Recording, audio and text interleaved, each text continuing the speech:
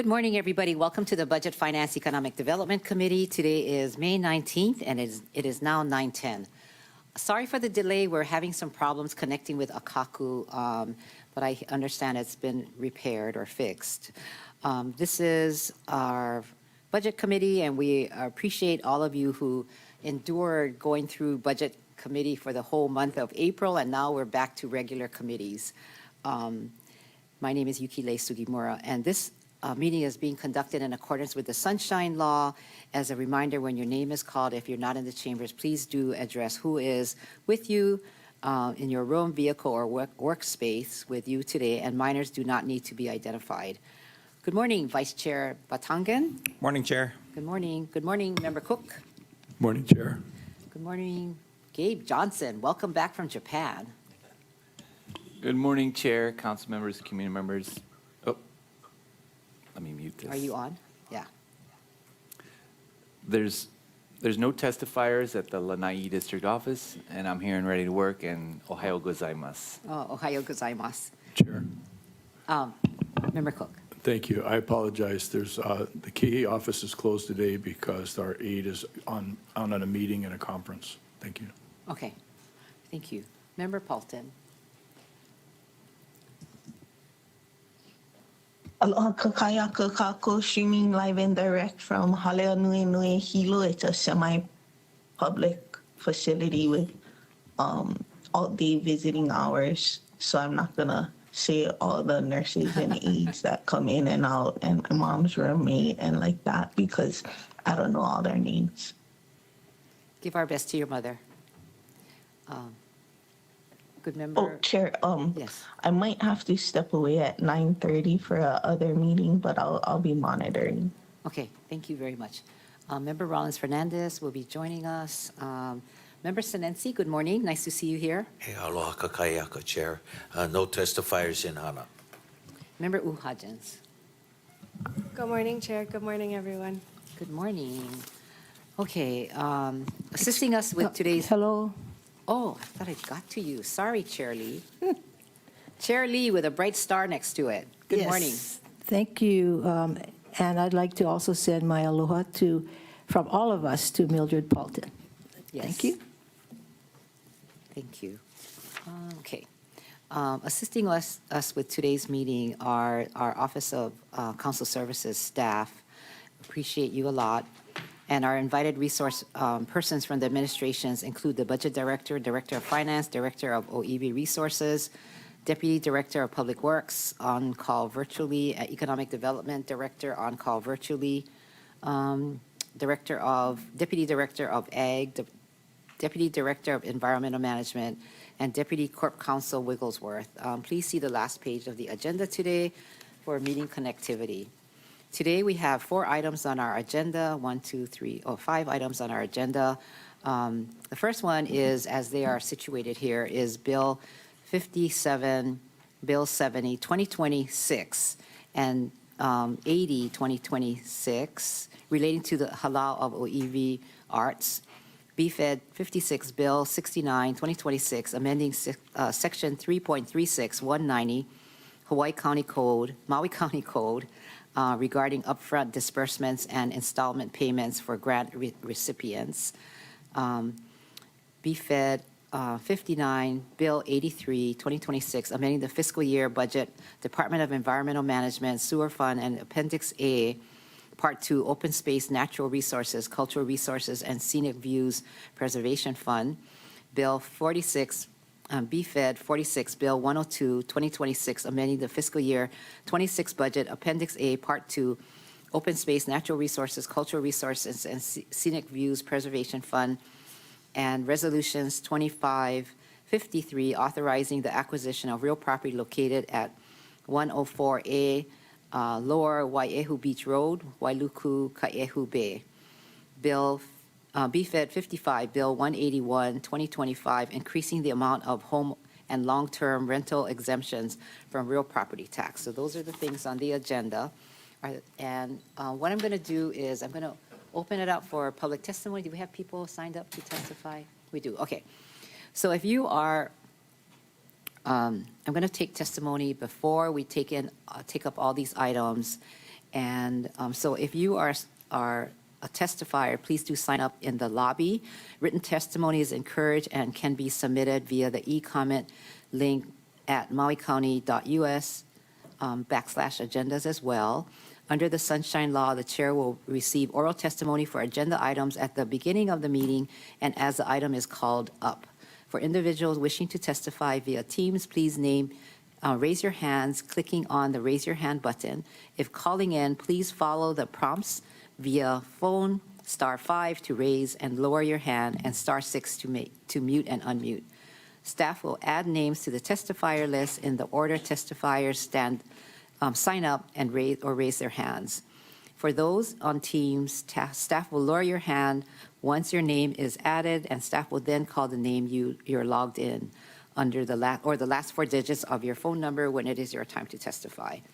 At this time, staff will also enable your microphone and video. Please ensure your name appears on Microsoft Teams as the name you prefer to be referred to, or as anonymous if you wish to testify anonymously. If you're in person, please notify staff that you would like to testify anonymously. Otherwise, please state your name for the record at the beginning of your testimony. Oral testimony is limited to 3 minutes per item, and if you're not done, you will be given 30 seconds to complete. Once you are done testifying, if you do wish to or you do not wish to testify, you can also view the meeting on Akaku 53, Facebook Live, or mauicounty.us /agendas. We will do our best to take each person up in an orderly fashion. We will now call on testifiers wishing to testify at the beginning of the meeting. Please call the testifier, please. Thank you, Chair. The first testifier is Scotty Miller, to be followed by Travis Aaron Liggett.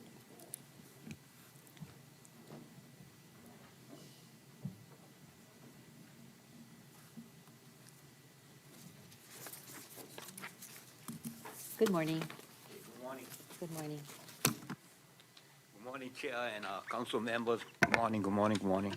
Sorry, I still working right now. I got to go back to work, so thank you for allowing me. Hold on 1 second. I know my time is running. Aloha, by the way, aloha. My name is Scotty Miller, and my ohana resides from Wai'ehu. I'm just opposing this Bill 102 with the accusation of, of the shoreline in Wai'ehu by the county. But anyway,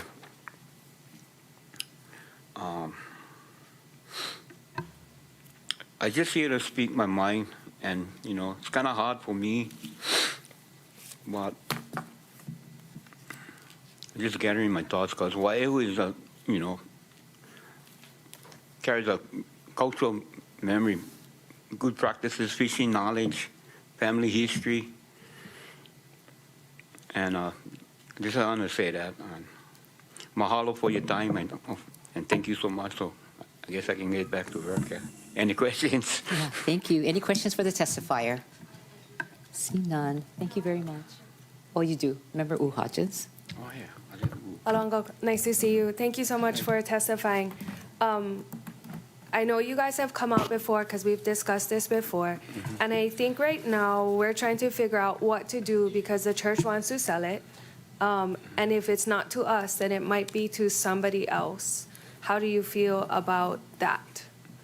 No, I just wanted to know, to find out that, how is the church, how did they acquire that land? Sure. So Sure. they are the true owners of that place. I don't disagree with that. But if they do sell it, what do you think would happen if they were to sell it to somebody else that's not the county? Okay. I cannot answer that, but Okay. it's a struggle all over the islands. I know. That our Kanaka face. Yeah. And I don't know. You see, places that where you come from, yeah.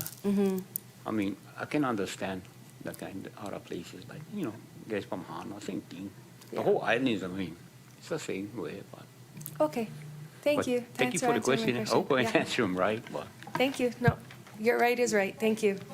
okay then. Thank you very much. Any Mahalo. more questions? Member Paulton has a question for you. Thank you, Chair. Thank you, Mr. Miller.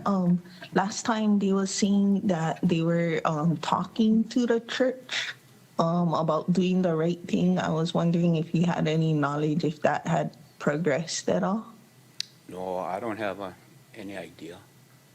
It's, Oh, okay. it's a Thank Mormon you. church, yeah? You're talking about?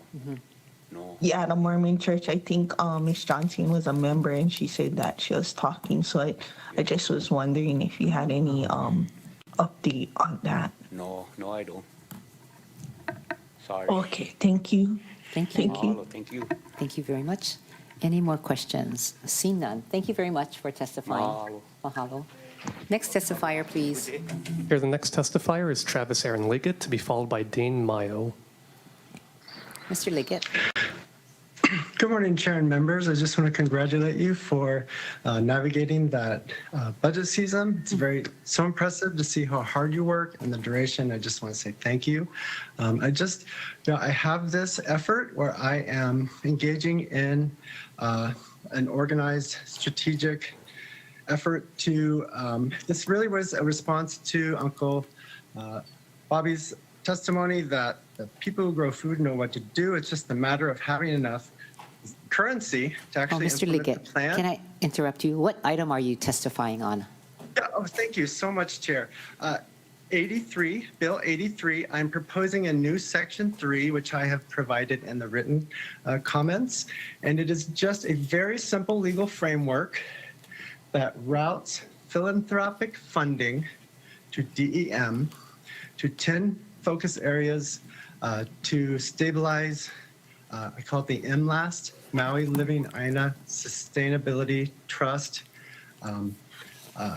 It's just a very subtle section to a bill that's not really designed for this, and it just creates a plug-in for your RV to plug into this grid of all those zeros and ones out there, and maybe there's someone that would swipe right on just investing a lot into DEM. They could disperse it to all these living life support systems, because I think Maui is a very good investment. This is on the scale of like one data center. Those zeros and ones have to be watered there too. So I would say, the YY and Maui, just I know this bill is not designed for that. This is a legislative body, and you can write the code as you wish. It's a subtle amendment, and it just allows a place for people to invest in Maui through philanthropy. And DEM, I think, is the agency to dole this out, because it's a living life support system model. And it just takes all those cultural practices that a lot of Hawaiian women and others have stored for a long time, and it just scales them up through philanthropy. And this model could be expanded to like a full philanthropy governance, if they so choose. I tried to design it to be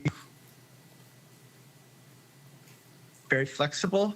You could create a position called the Herme, not the mayor, and it just takes all these practices and just fully funds them. You could do stuff like double every salary, double every budget. And really with the inflation that we're looking at, people are like, yeah, that would get me back to where we used to be, double my salary. I know it's out of the box thinking, but if you can invest that much in a data center, the one in Utah is supposed to increase the overnight temperature by 20 degrees statewide forever, or invest in the idea of Maui. So thank you so much, and have a great day. I know this isn't exactly what it's meant to do, but I just want to introduce other ideas that are possible. I know this probably won't pass today, but I just want to put it out there as an idea. Thank you. Thank you. Any questions? Seeing none. Thank you very much for testifying. Next testifier, thank you. please. Aloha. Chair, the next testifier is Dane Mayo, to be followed by Lala Johnson.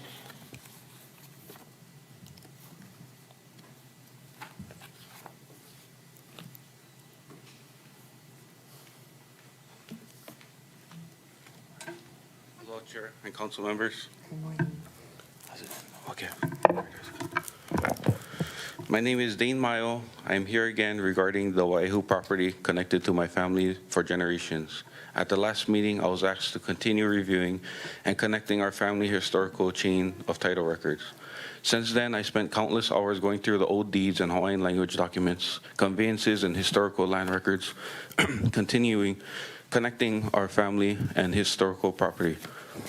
I want to be honest and take this time to say that it's a process right now, and it's just mainly me and my girlfriend conducting research without formal or legal title training. However, even with the work completed so far, I have already located deeds and historical conveyances connected to our families that predates the 1938 chain currently being relied upon. I also listened carefully to the prior committee discussion where the question were raised regarding how the title passed before Wailugu Sugar Company. And it was acknowledged that fully researching that the early historical chain of title could take months or even years. To me, that confirms that there is still unresolved historical title questions surrounding this property. Because of that, I respectfully do not believe the county should move forward with spending public funds to purchase this property while those issues are still active and being researched and investigated. This fight over our family land did not start with me. My papa spent years fighting in the courts and trying to protect what he believed strongly to our family before he was passed away earlier this year. And now, even after losing him, the fight still continues. My daughter is here with me today, and she is only 1 year old, but she grows up connecting to this aina, going to the beach, swimming in the rivers, picking up rocks, and learning to love this place the same way we did growing up. I don't want her generation to spend their lives still fighting over this land the way my papa had to. I just want the truth and fully investigated before these decisions are made that could affect our family generations to come. Mahalo for your time. Thank you very much. Any questions for the testifier? Member Uhajans. Thank you, Chair. I'm just wondering if you would like to be a resource when the item comes up, because I Yes. don't necessarily have any clarifying questions. Okay, thank you. Thank you. Would you be available? Yes. Thank you. very much. Right, thank you. Any more questions for the testifier? We'll wait on that. Thank you. Next testifier, please.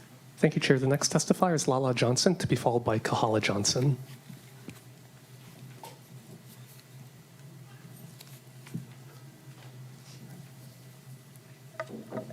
Aloha mai kako, Chair and Council members. Olala Johnson Ko'inoa from Wai'ehu. I come here respectfully. I urge the Council to seriously consider what happens after the county acquires lands, such as 104A Lower Wai'ehu Beach Road under Bill 102. The public is repeatedly told that these appropriations protect land. But what is often left unsaid is that the actual burden of caring for these places continues to fall on the shoulders of the community, especially the Kuleana families and lineal descendants who already malama these lands without compensation, recognition, or institutional support. If the county deletes the original $1.3 million appropriation tied to the Lahaina property and only spends approximately $500,000 on the Wai'ehu parcel, the remaining $800,000 does not disappear. It remains within the Open Space, Natural Resources, Cultural Resources, and Scenic Views Preservation Fund to be used for future acquisition elsewhere. That means the county retains the purchasing power to acquire more land, but the people already protecting the land receive no direct support to continue doing the work. This reveals a deeper systemic issue within the county's approach to preservation. The fund prioritizes acquisition, but not stewardship. Kuleana families clear brush, remove invasive species, maintain access, restore awai, monitor shoreline conditions, and protect cultural sites with their own labor, tools, fuel, and time. Yet when government acquires these lands, there is often no dedicated management plan, no maintenance funding, and no direct support for the very people who have sustained these places for generations. Historically, this creates a dangerous cycle. The county acquires land in the name of preservation, but without long-term stewardship, infrastructure, these lands can fall into neglect. Invasive species spread, fire risks increase, access becomes restricted or unclear, and once again, community members are left doing the work voluntarily, except now on county-owned property. If this acquisition proceeds, the community deserves more than symbolic preservation language. There must be a transparent long-term stewardship plan, meaningful consultation with lineal descendants and neighboring families, consideration of formal stewardship or co-management agreements, and actual investment in community-based malama, not just acquisition itself. Protecting land without supporting the people who care for it is incomplete preservation. Land does not stay healthy because government owns it. Land stays healthy because people, Kuleana families, maintain relationships with it every single day. Mahalo for this opportunity to testify. Thank you. Anyone have questions? Shirley? Did you submit your testimony to the council? No. If not, can we have a copy? Yeah. Because you have some really good ideas there. Thank you. Mahalo. Thank you very much. Any other questions? See none. Mahalo. Appreciate it. Next testifier, please. Thank you, Chair. The next testifier is Kahala Johnson, to be followed by Kaneali'i.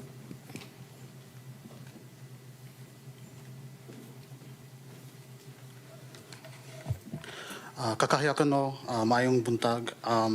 Aloha, Chair and Council members. My name is Kahala Johnson. I'm here today to demand deferral of Bill 102 and the rejection of its attached resolution, pending a facilitated good faith meeting with our ohana before any future hearings occur. County acquisition of a property using public funds should not move faster than its commitment to due diligence and verification. Bill 102 raises some serious concerns regarding due diligence and public financial risk. The public packet for Bill 102 includes two things I wanted to talk about today: the preliminary title report 1 and the legal memoranda from Corporation Counsel concerning liability. The preliminary title report, or the PTR, tells you what's found during a preliminary investigation, but it doesn't necessarily tell you whether ownership questions have been fully resolved. In contentious land situations common to Hawaii, relying upon a PTR alone creates public risk if decision makers begin treating the preliminary investigation as a definitive ownership determination. And again, county acquisition of a property using public funds shouldn't move faster than its commitment to due diligence and verification. And I do want to note that folks are trying here. Yeah, I'm coming here today to recognize that. In addition to the PTR, I'm also concerned that the legal analysis provided by Corporation Counsel is being used to justify moving forward before due diligence has been completed. This legal analysis discusses what could happen if another valid title holder later emerged, which includes litigation exposure, quiet title proceedings, title insurance questions, and financial liability. So to be clear, this is a recognition on county's part that future ownership disputes could generate quiet title litigation expenses, costs, disputes, and finances that will be borne by other taxpayers. I don't want this to be used as a contingency plan. I want this to strengthen due diligence moving forward. Because a contingency plan based on uncertainty is not a substitute for due diligence, and the taxpayer should not be forced to underwrite unresolved ownership disputes. And then lastly, to conclude, no one's contacted our ohana, and I know folks are busy coming out of budget season, spreadsheets, probably never want to see another one again. But we are willing to talk about this. As Member Hodgins brought up, there are some options that we have to consider. Our ohana is committed to dialogue. We are also ready to activate our community defense should calls for due diligence fail. I hope that doesn't come to it. I hope that Bill 102 can be deferred and a facilitated meeting with our ohana can be had so that we can commit ourselves to due diligence moving forward. Mahalo. Thank you. Member Sinensi, Member Wu Hodgins, did I see any other hands up? Member Johnson. Mahalo Kahala for your testimony this morning. So you're asking for some discussions with the county. If possible, I'm not sure what that looks like. Would that be prior to purchasing it, or? Yeah, I mean, I know there's timelines and things like that, and you folks are so busy with so many things. But if possible, prior. And I'm not assigning blame for not contacting the family. I recognize Kuleana in this room, but I think it is something that we could discuss. Yeah. Okay. Thank you. Yeah. Member Wu Hodgins. Thank you, Chair, and thank you so much for your testimony today. Is Auntie your mom? She is. Okay. I was going to ask her a question because the last time we had her in here, and then I started writing notes after her testimony, she was saying she was going to reach out to the church to I can ask her during break, but do you know what's the status of maybe the conversation you folks been having with the church? With the seller, Yeah. I think that she had reached out to their corporate central in Yeah. Utah. I'm not sure what the feedback was from Okay. that, but yeah, maybe that's something that can come up later. I can ask her during break. Thank you so much. Yeah, no worries. Member Johnson. Thank you, Chair. Thank you, Mr. Johnson, for your testimony. Clarifying question, you said you wanted to have a meeting with the families before we move forward with this. Do you have a preference of the location where you would want to have this meeting? I would love you folks to come down to Waiahu. To me, we could have it in maybe a neutral place, like a third party space. But other than that, I think most important for me is just having a discussion. Yeah. Okay, but you mentioned it would be nice to have it on the parcel? Sure. Yeah. If Maybe- weather permitting, and yeah. Okay, all right, thanks for that. That was my clarifying question. Thank Yeah. you, Chair. No, thank you. Thank you, member. Thank you. Any other members have a questions? See none. Thank you very much. Mahalo. Do you have your testimony that you could give to us? Oh, thank you. Next testifier. Chair, the last individual signed up to testify is Kane Ali'i. If they're able to state which item they're testifying on, that would be great.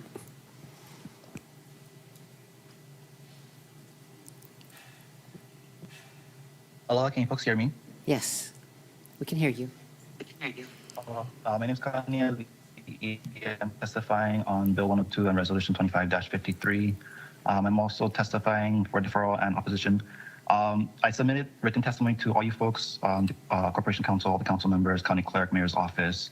I would suggest you folks, if you haven't had a chance to read it, because it does bring out the fact that there is an unclear title on the part of the church.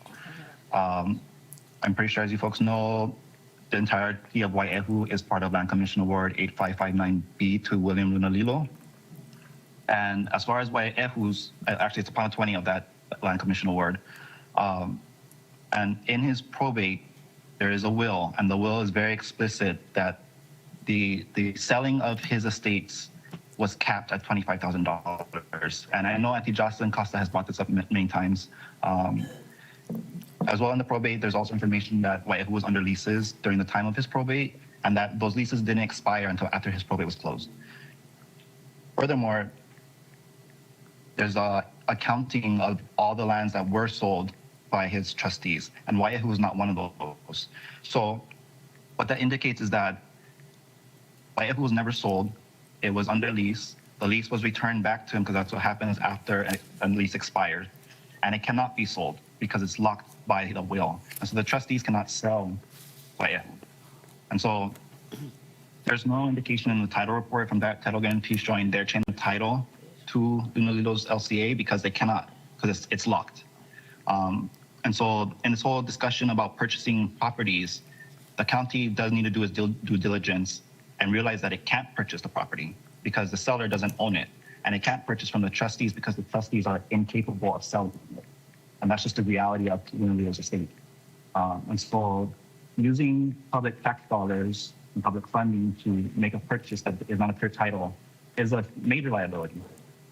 And that's a countywide, that should be a countywide, not just for Waiahu, but everything the county considers in purchasing lands. If the seller doesn't have clear title, why is the county budgeting to purchase lands to inherit in the public title?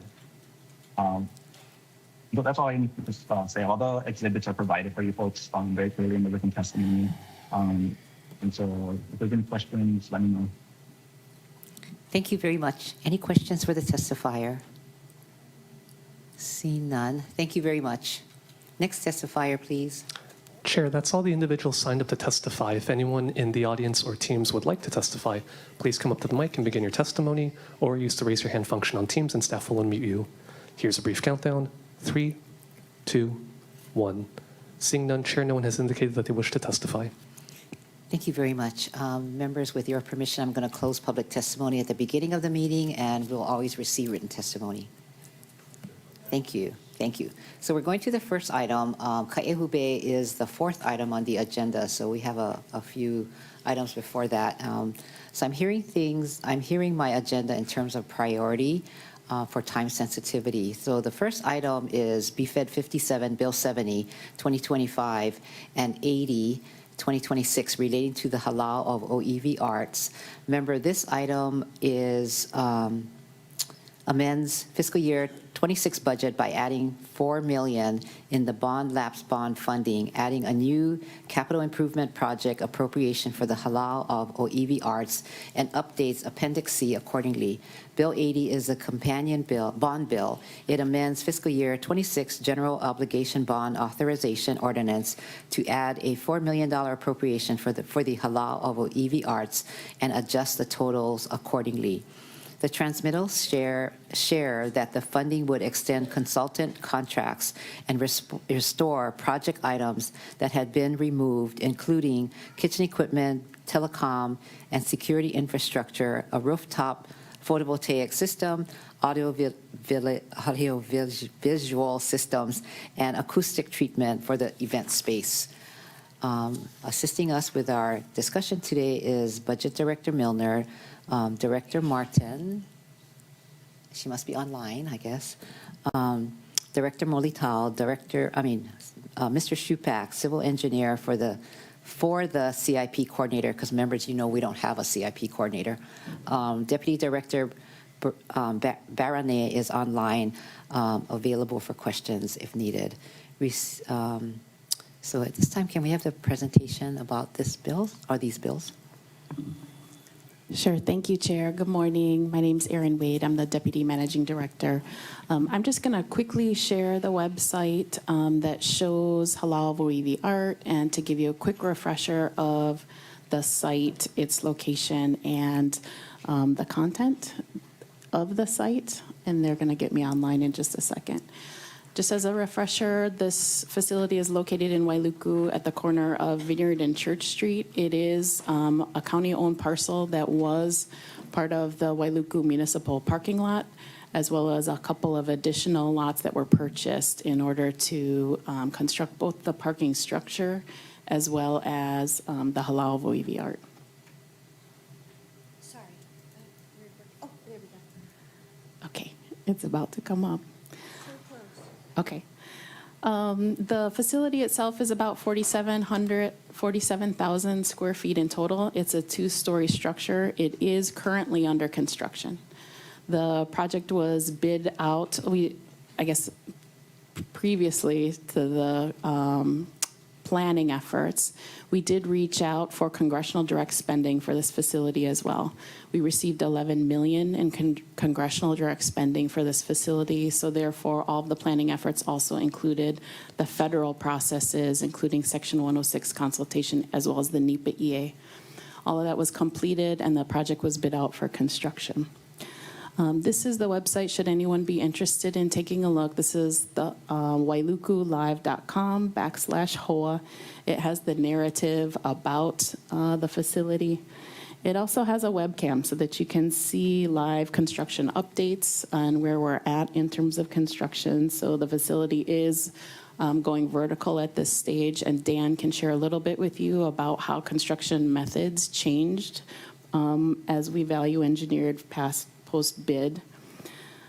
Just to zoom in quickly on the facility itself, it does have ground floor retail space intended to act as incubator space and support the mission of halal OEV arts with culturally integrated and Maui-based businesses. It does have space on the second floor for studio and practitioner space. It has a large gathering space that can function both as a performance space as well as a community center. There's a connected kitchen tied to that, and the whole facility is designed to be hurricane rated and function as a shelter, as well as our joint information center in the event of an emergency. As you can see on the Wailuku garage itself, there are photovoltaic panels that are planned that was intended to be part of the operations of the facility and allows us to meet LEED certification, LEED Gold certification for the facility. This would be the first in the county to reach that, and knowing that that is also consistent with the values of the planning for this facility, we were striving for a gold level lead rating. That is part of the consideration today. So I will turn this over in terms of why we have a budget amendment today to Dan to share just the details of the budget itself, and happy to provide any background again as needed. Thank you.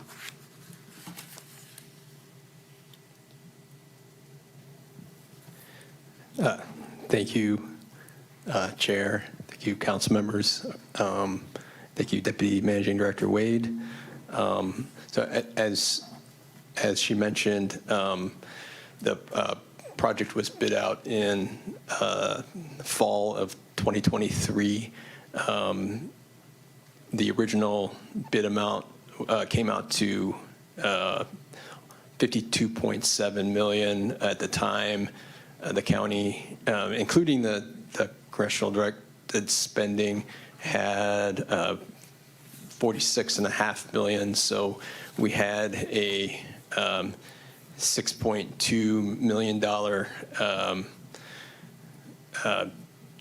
overage that we had to bring down in order to move forward with the project.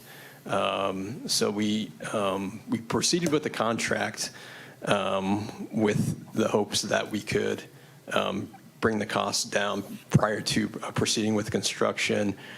We underwent a value engineering process with the contractor and the many subcontractors, in which we were able to achieve the reduction in cost.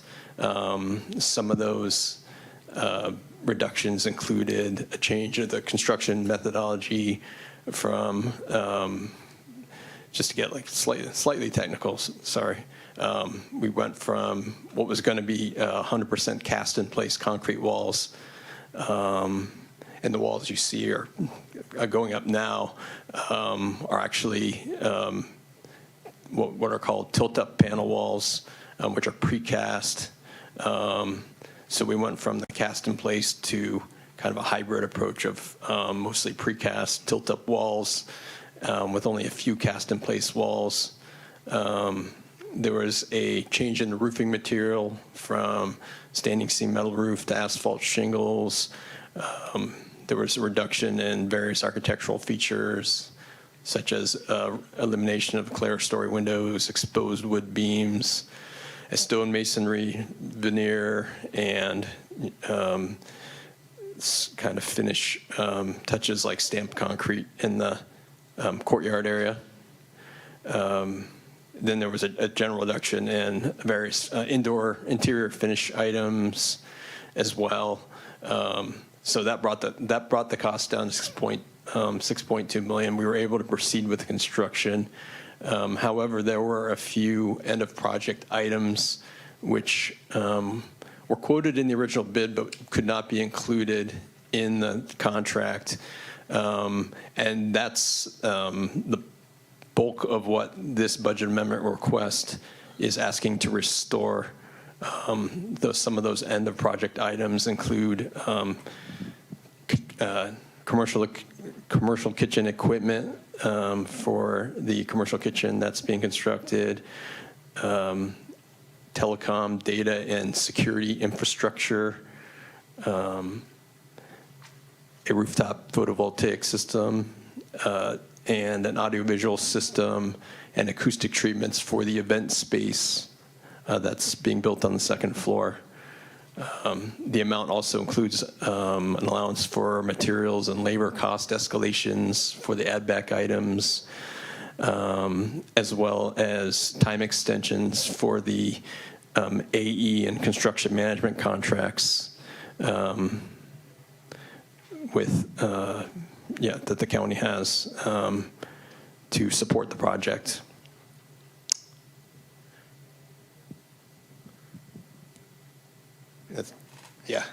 That's everything. Thank you very much. Anyone else? Director Molitao, do you have any comments?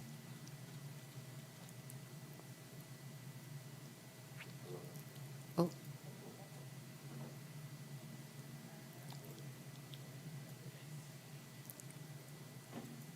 We're going to switch out your mic. Can we? Okay. Oh, Thank okay. you. Thank you. Aloha, Chair. Mahalo. Mahalo nui a kākoa pau. I was just recalling a few years back, I was in that back corner sitting there amongst all of the other kumuhula with my palms sweating, figuring out this is my first time I'm ever going to be talking in this particular hale. And it was about the halau of OEV art. And coming up here, I had 3 minutes to emphasize the importance of this amazing opportunity. And here I am now, continuously working towards uplifting our amazing community. And so to continuously add to the thought of all the kumuhula that have been there, it all stems from the Hua Makahikina Declaration of Hula. And with the guidance of folks like Kumupueo Pata, Kumuhokulani Holt, and others, this particular kuleana responsibility drove this discussion of opening a halau of OEV art. And we're very thankful for, at the time, being a kumuhula on the other side of it, very grateful and thankful for the discussion. And I thought to myself, oh man, I don't think I'll ever be able to speak in this chamber ever again. And Eyanova, here I am continuously trying to do my best without sweaty palms. And so thank you for the opportunity to see the halau of OEV art currently where it's being built, and what the amazing efforts it'll be for the community to be able to utilize for hula, for all of the great arts of Hawaii, and to really showcase the best of who we are as Maui Nui. And really that is the kahua, or the foundational platform of halau of OEV art. Mahalo, Chair. Wow, that's a great story. Thank you very much. Anybody else would like to say something? Okay, so at this time then, I'm going to open public testimony again. Do we have any new testifiers? There's no individual signed up to testify. Would you like me to do a last call? Yes, please. If anyone would like to testify, please come up to the podium or raise your hand on Teams. This is final call. The countdown is 3, 2, 1. Seeing none, Chair, no one has indicated that they wish to testify. Thank you. I'm going to close public testimony and receive written testimony on this item. Thank you. I'd like to also welcome Member Rollins Fernandez. Although I don't see you on my screen, I hear you're on the call, in the meeting. Aloha kakahiaka kako e kalamai for my tardiness. I am at my private residence, still on Japan time, and alone.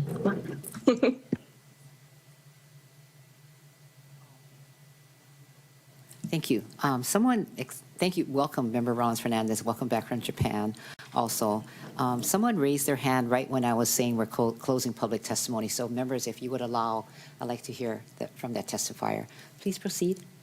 Thank you, Chair. We have one individual online, Kaniloa Kamaunu. And we've unmuted his microphone, so he'll just have to unmute on his end and begin his testimony. Hello, my kako, council, committee chair. Thank you for the opportunity to participate. There are mixed feelings on this subject matter due to the advocacy when I was part of Malama Kapanilu. And my purpose for testifying is basically a reminder that through our advocacy, we ask that they not continue to build on this area due to knowing that they were EV present. But everything was approved and the EV were exposed. So I have a mixed feeling with what is trying to be a compromise to what actually started off as desecration, which we should remember. And now dealing with not only the desecration, but a situation where a parking structure is covering up. And to say that the construction of the Ui Arts is to appease what has taken place, I think that's a very mistaken attitude. It is still Heva. That Heva will never hold because of the desecration that occurred in that area, which I see each and every day, and which encroachment of it being acceptable that because this is put up to appease such actions, that it is okay. So may I remind the council to the advocacy that I've taken for many years, especially on this project, that not all of us are, as being Kanaka, are satisfied with even this approach. So much mahalo, thank you. Thank you very much. Anybody have questions? See none. Thank you very much. Next testifier. That was it, right? That one Yes, person? Chair. If you'd like, I can do a last call. Okay, could you do a Yeah. last call? If anyone would like to testify, please come up to the podium or raise your hand on Microsoft Teams. This is for BFED 57. This is last call. The countdown is 3, 2, 1. Seeing none, Chair, no one has indicated that they wish to testify. Okay, thank you very much. So I'll close public testimony again, and we'll receive written testimony on this item. So members, I will open this up for your questions, 3 minutes apiece, and we'll start off with Member Rollins Fernandez. Mahalo, Chair. Aloha, directors and deputy directors and team.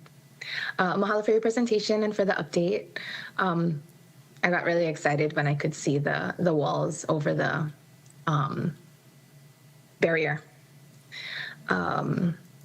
Okay, so I guess I was listening to the presentation before I turned on my video, and I didn't fully understand why the $6 million was removed from the beginning of the project, and then we're adding it back in. Was it because it was going to delay the start of the project? Anybody have an answer? Is it? Oh, sorry. Yes. Mr. Shupak. Thank you, Councilmember Rollins Fernandez. Thank you, Chair. Yes, so the original budget for the project was $46.5 million at the time, and that included the federal funding. So when we put it out to bid, the lowest bid came out at that $6 million above what we had budgeted. So instead of canceling the bid or canceling the project, we decided to move forward with the contract with the hopes that the contractor could bring the costs down through value engineering and through kind of eliminating items where possible. So I guess my follow-up question to that was it because of the timing that you didn't come back for the $6 million then? Well, I guess it wouldn't be you, but whoever's decision that was. Yeah, thank you for that question. Yes, so I guess just to be clear, that the $6 million that was removed through value engineering, most of those items remain as is, so they remain, kind of, we had to change construction methodology, things to cut the cost. So those items remain, I guess, eliminated from the project, I guess, so to speak. The add backs are other items that we didn't include in the contract that were included in the bid as like additive alternates that we just weren't able to include from the start. So I guess I only have 3 minutes. So Yeah. is there like a difference between cast in and precast or what you're explaining for the walls? Because I see member Ulu Hutchins nodding her head. So, because like once that's done, you can't, go back and redo that one. So is there, like, what is the difference? Yeah, so basically, I guess for cast in place, it's a lot more labor intensive, I guess, to put up forms and. Oh, I just mean like the quality. Like, what's the difference in the quality? Not the work itself. There shouldn't be any difference in quality. Just a I guess just a saving.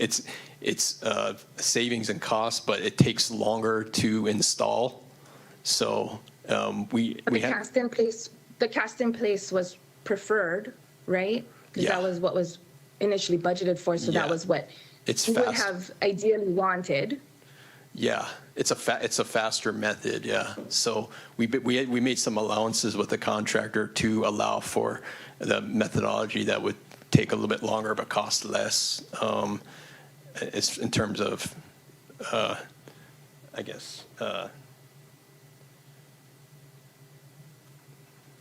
Okay. Yeah. Thank you. And then if the timer went off, Yeah, the I could timer not went hear off. You couldn't hear it. it. Okay. No. Thanks. Okay, thank you. Next, I'm going to go to Member Cook. Thank you, Chair. Hodgins.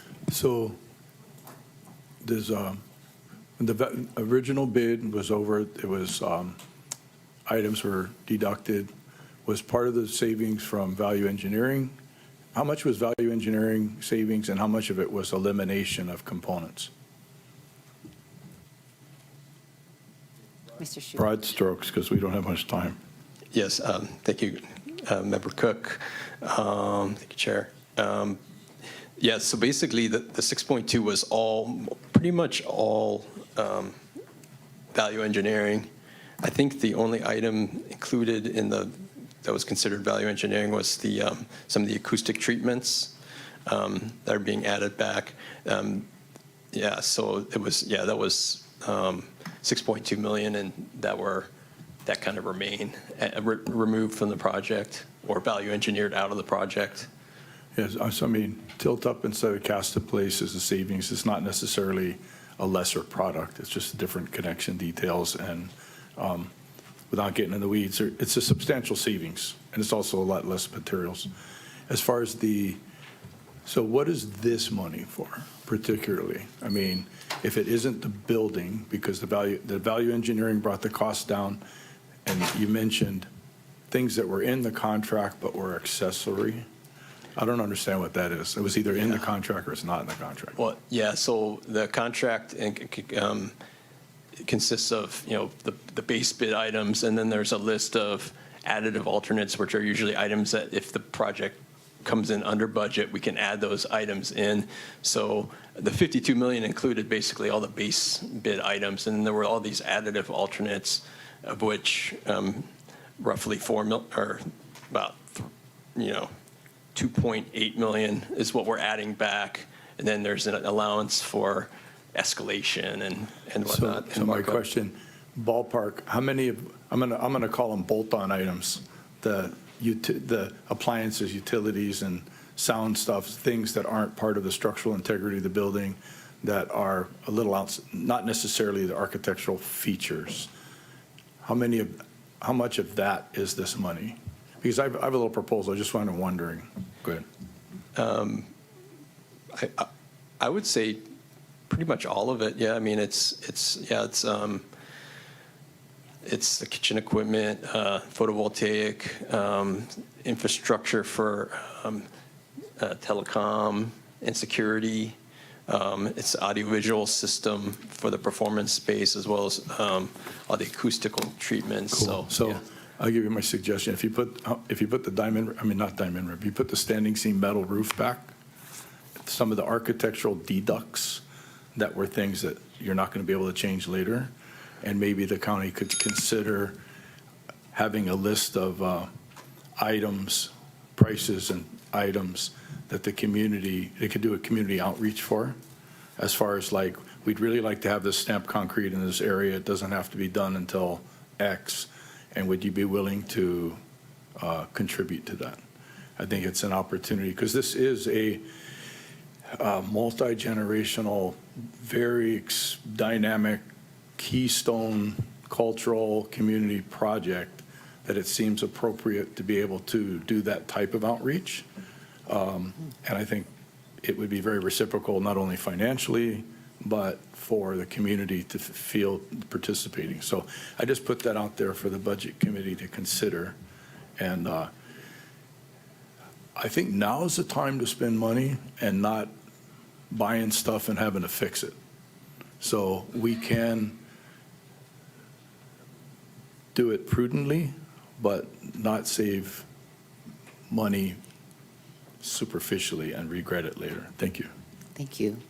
Next testifier, Member Hodgins, followed by Member Senensi, then Member Batangan. Thank you, Chair, and thank you so much for being with us today.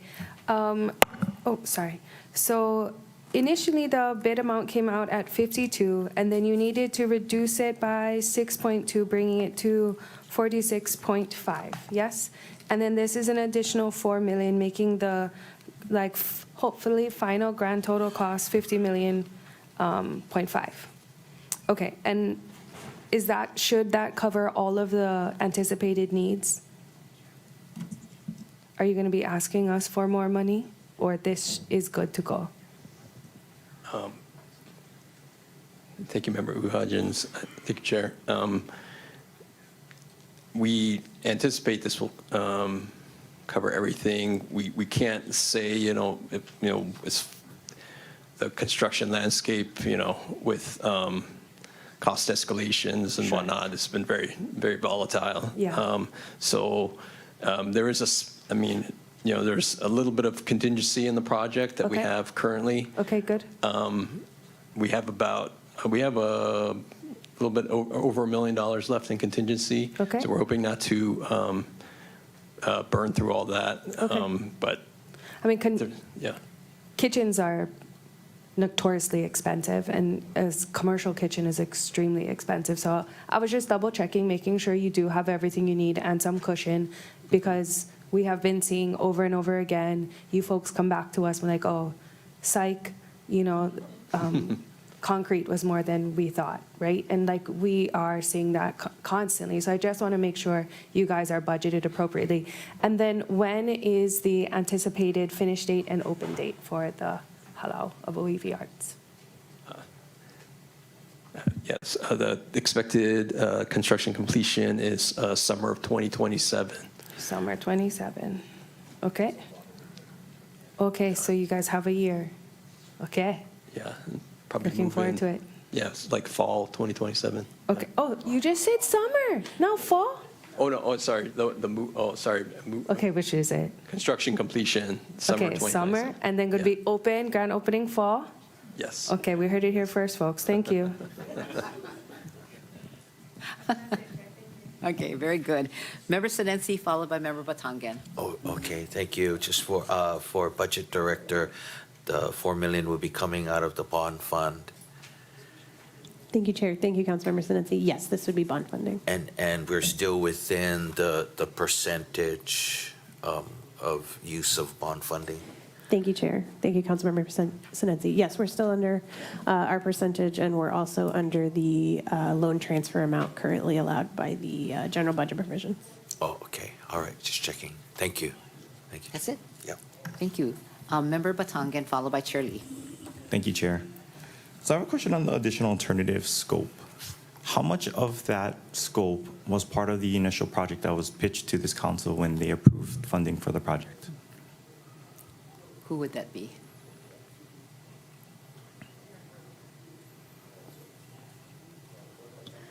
Thank you. So everything that you see was the original request. So when council authorized the budgeted funds and we put it out to bid, everything that was in here was identified in the bid docs. So I guess back to Member Rollins Fernandez's question about why you didn't come back. So the initial bid came in at about 11% over what was approved, over the funding that was approved by this council. But I think that number is a little suspect, because if you had things that you told this council were going to be in the project, but included them as optional, I think that should have been captured as part of the overage as well. And the body should have had an opportunity to then weigh in again. And so I guess I'm trying to figure out, like, what was represented to this body and to the public when you knew that it wasn't going to be able to be provided? Because the way it's been described, it sounds like you knew from before you signed the contract that this additional alternative work was not going to be able to be provided. And I see some head nodding, so I'm going to take that as an appropriate assumption. But then now I'm asking, if you knew for years that you were going to need this budget amendment, why did the request come to us during the budget cycle with a request for action on the floor? Like, there shouldn't have been a time-sensitive request if you've known since before you signed the contract that you weren't going to be able to provide what you represented to the body when we first approved this project. So let me clarify that, piece of this is working with the contractor to see how much of the contingency that we can use. And that is why we put the add alternates in the bid, because it gives us the flexibility. It allows us to have the pricing for those bid items to be made public in the bid. And then if there is savings that happens during the construction process, we can reallocate some of the funds within the existing contract because it was already bid out. So that conversation did happen. But if you knew, because the bids all came in over when was appropriated, that there weren't going to be savings, then you knew from the beginning that none of these items were going to be able to be constructed with the initial appropriation, no? I can't say that we knew that none of them would be. Like I said, there was a decent size contingency that we thought could be allocated. And since then, because of the fire, because of cost escalations, because we worked with them to determine different methods of construction where we did find savings, we weren't 100% sure where that would be.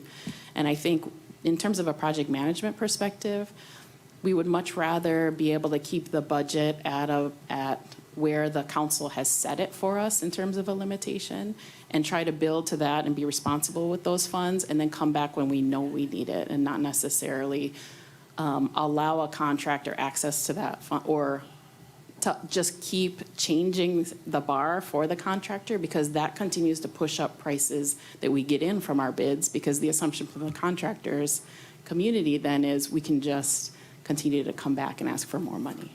So. Thank you. And thank you, Chair. I heard the timer. Thank you. Chair Lee, followed by Member Paulton. No questions. Thank you. Member Paulton, followed by Member Johnson.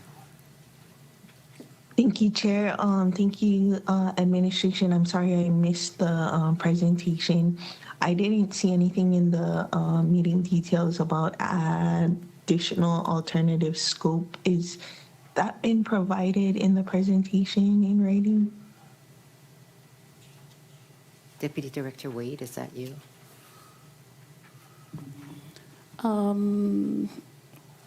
I'm not sure if it's on the agenda, the specifics that were listed.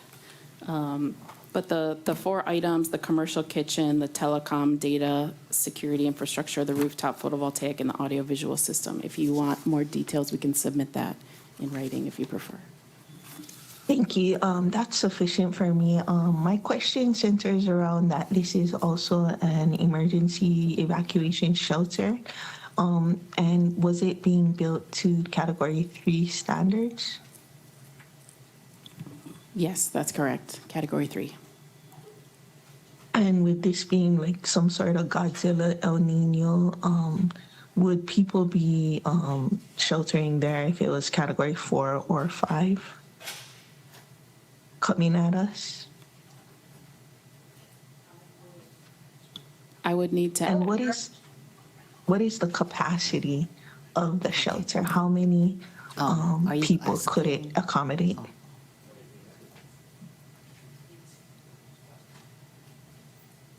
I'm sorry. Not offhand, no, I need to. We can follow up with that information. Okay, where would people be able to shelter there in terms of a Category 4 or 5? and what is the total capacity of humans and their pets that. Oh, thank you. That could be housed in the shelter, and like have we started planning for use as a shelter? Because I know predominantly this is for events and things like that, but you know, with this summer gearing up to be, like they said, in 1877 El Nino lasted 2 years and 4% of the population died. So I just was hoping that we would pre-plan the need to pivot as we're in construction.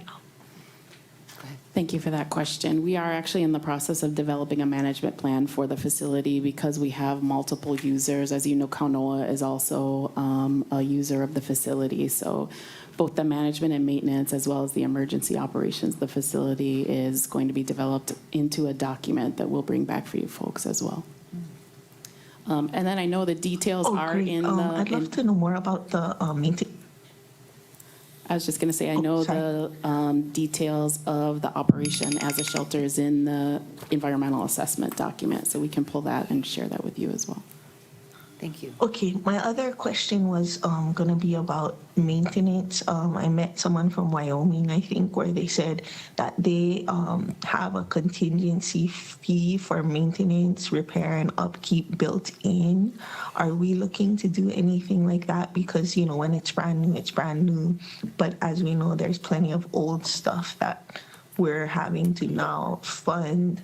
So it may be a good idea, like as we rent it out or allow for usage, that some of the money that is generated through it be put into an upkeep and maintenance for the facility itself. Because like Member Cook said, generations to come.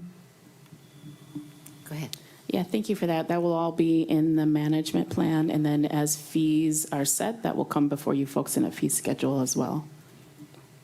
Thank you. I think I heard the bell. Yeah. Was that the bell? Yeah, a little while ago, but yeah. Thank you very Yeah, it much. was kind of soft, but Soft. got it. Thanks. Okay, we'll make the bell louder. Thank you. Member Johnson. Then I'm going to take a break.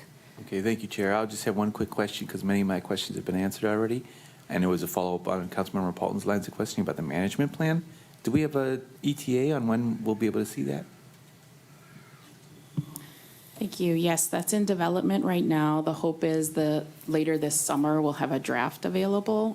We certainly have a lot of groups and stakeholders to be reaching out and making sure that it both meets their needs as well as it meets our facilities maintenance needs. So I'd like it quite a bit further along before we bring it to you folks, but end of summer is likely. And certainly it would be before the summer of next year, right? It will be, because the intention is, in particular for the tenant spaces, that they have an opportunity to do interior build-outs before the end of the facility completion. So we would like to be renting those spaces out as the facility is like 6 months before completion. Great. Thank you for your response. Thank you, Chair. No further questions. Okay. Oh, we're seeing this unfold. Appreciate it. So I'm going to make one statement, then I'm going to call a recess. I can tell this is not going to be big enough, right? And if you look at all of the halals that came and testified when Director Molitao said that when he was sitting in that corner, I was there, I was present. Not all of you were present, but many of you. And I will tell you that the excitement in the room, which I remember, it was kind of like finally, right? That was finally. This is happening. And what I remember you saying, Deputy Director, is that I remember you saying one day, the community is asking for this. As this council tried to kill this portion of the municipal parking lot and took away funding for this event thing that has now turned into this. So congratulations on that achievement. I remember that. But now as I'm sitting here, I'm thinking this is not big enough, for the needs that are going to appear and what the community really was wanting. I think once everybody moves in, we're going to say, not big enough. But thank you very much. So anybody want to make a statement about that? I just have one more question, Chair, before we move on. Okay, sure. Sorry, thank you. I know Member Rollins, do you have a statement? Do you want to go? Yeah, Okay, go ahead.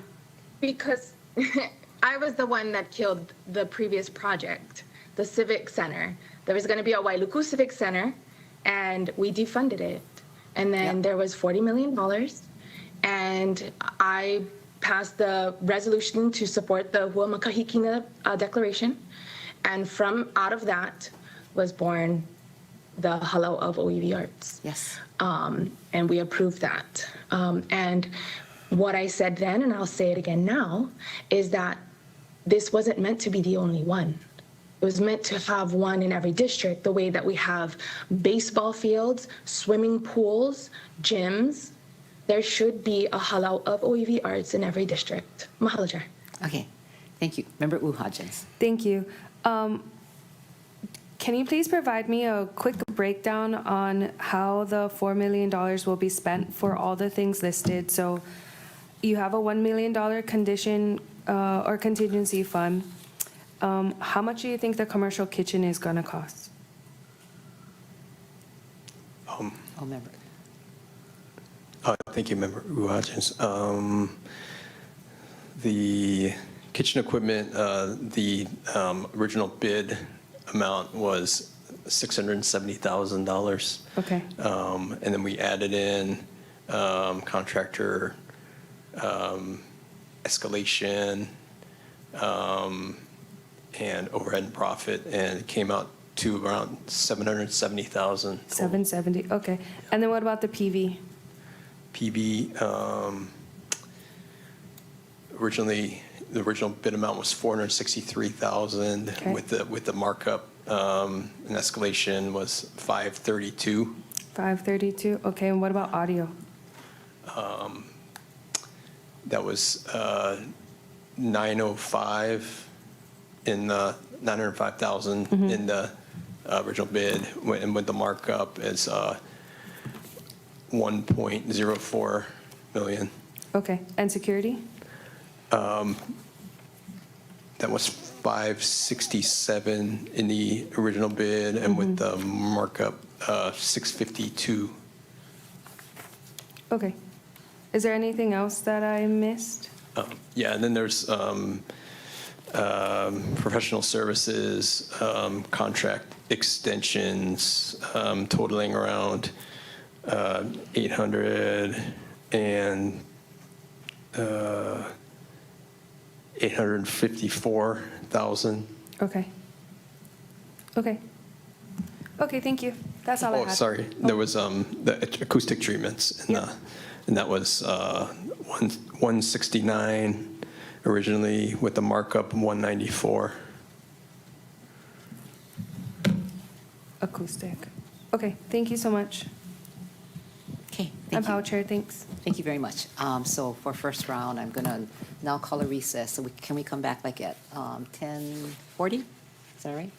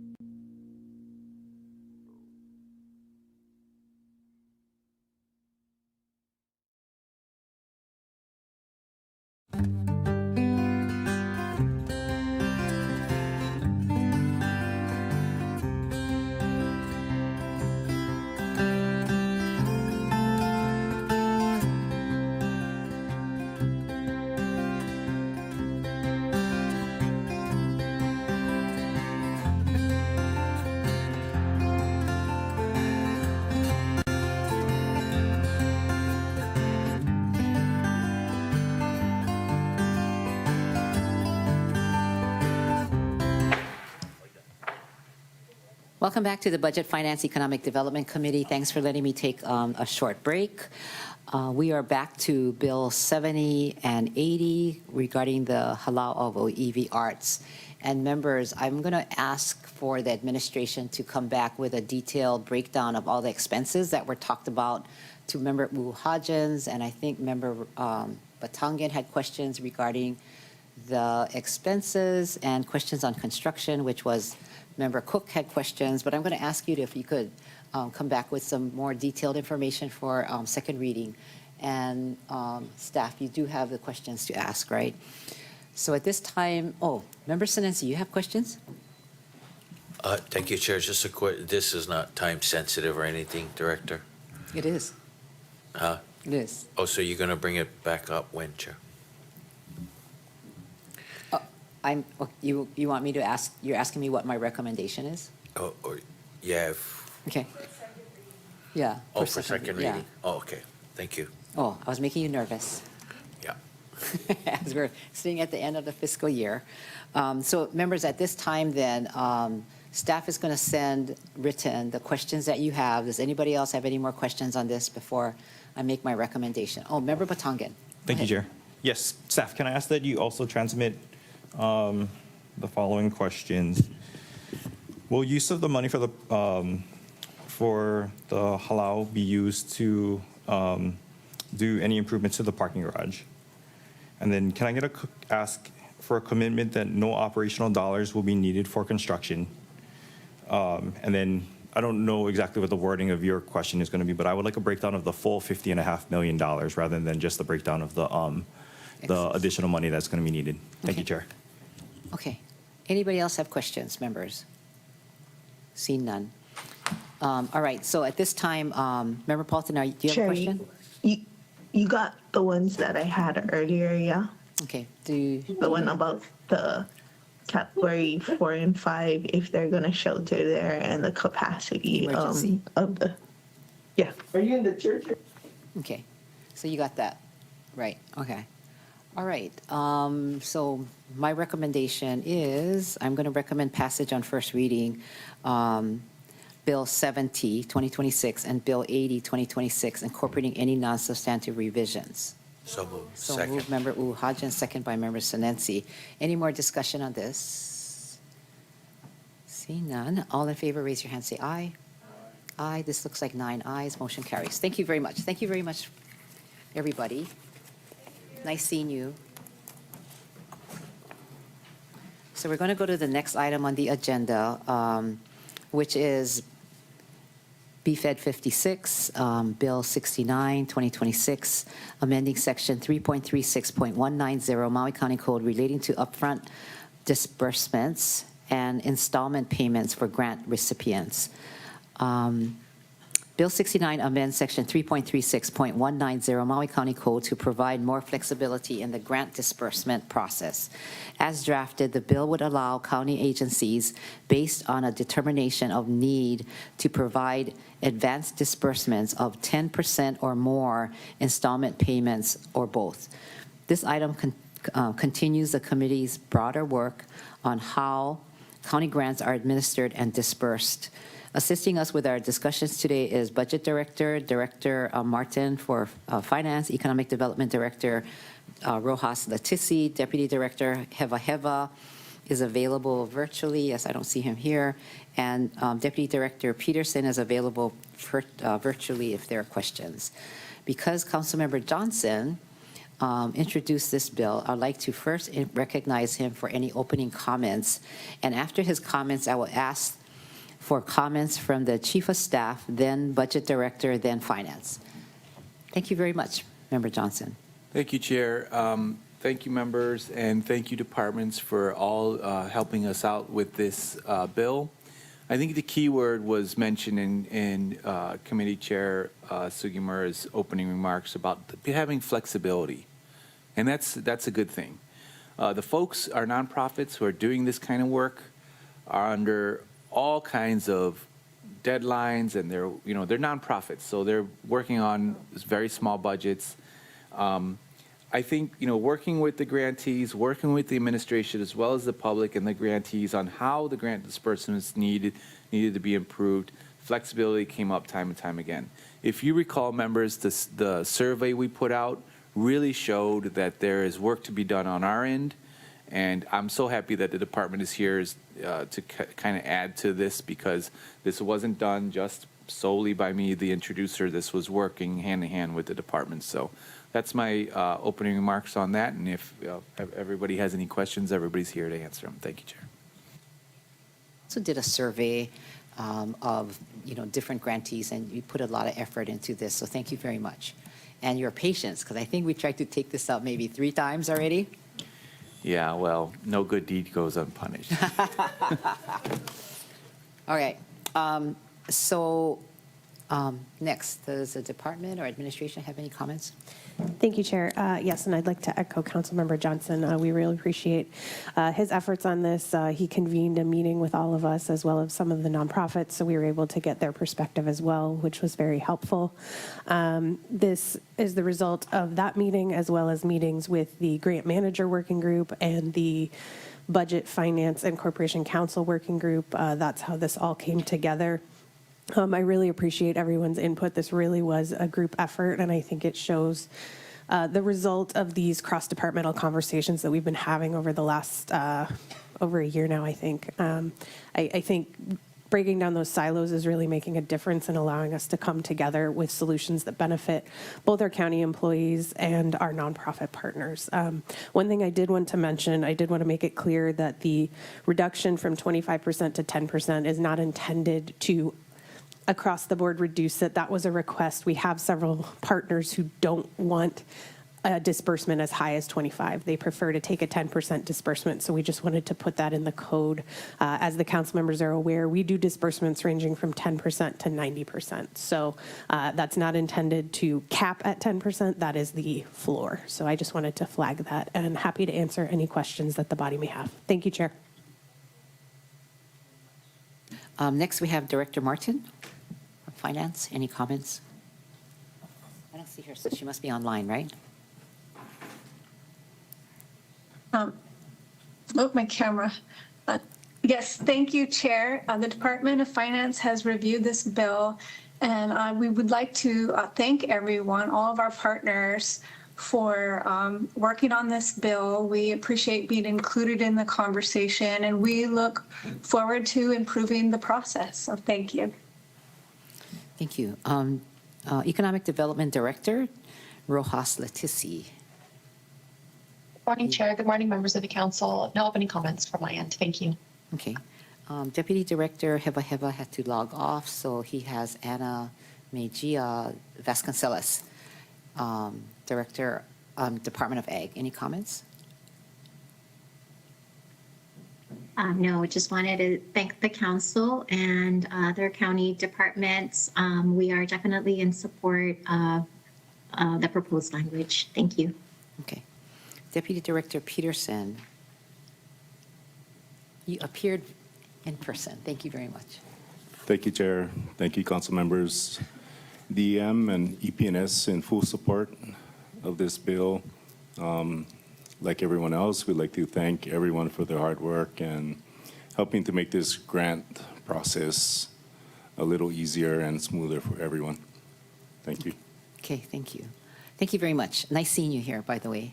And thanks for being here all morning waiting for us to take up this item.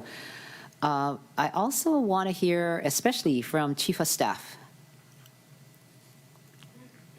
Thank you, Chair. Chief of Staff is out of the office this week, so she was unable to attend, but she's been involved in these conversations with the nonprofit partners and with our grant managers, and OED is in support of the bill. Thank you, Chair.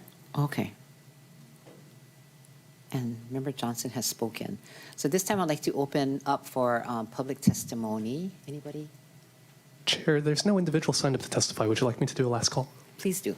This is the last call for oral testimony. Please come up to the podium or raise your hand on Teams if you would like to testify. The countdown is 3, 2, 1. Seeing none, Chair, no one has indicated that they wish to testify. Thank you. Okay, at this time then I'd like to close public testimony on this item and receive written testimony, members. Thank you. Thank you very much. So at this time, we'll take questions from all the members, and it'll be 3 minutes per. I'll start off with Chair Lee.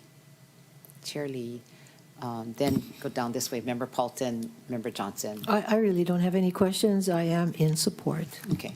Member Paulton. I just had a question about, like, okay, say we do the minimum of 10%.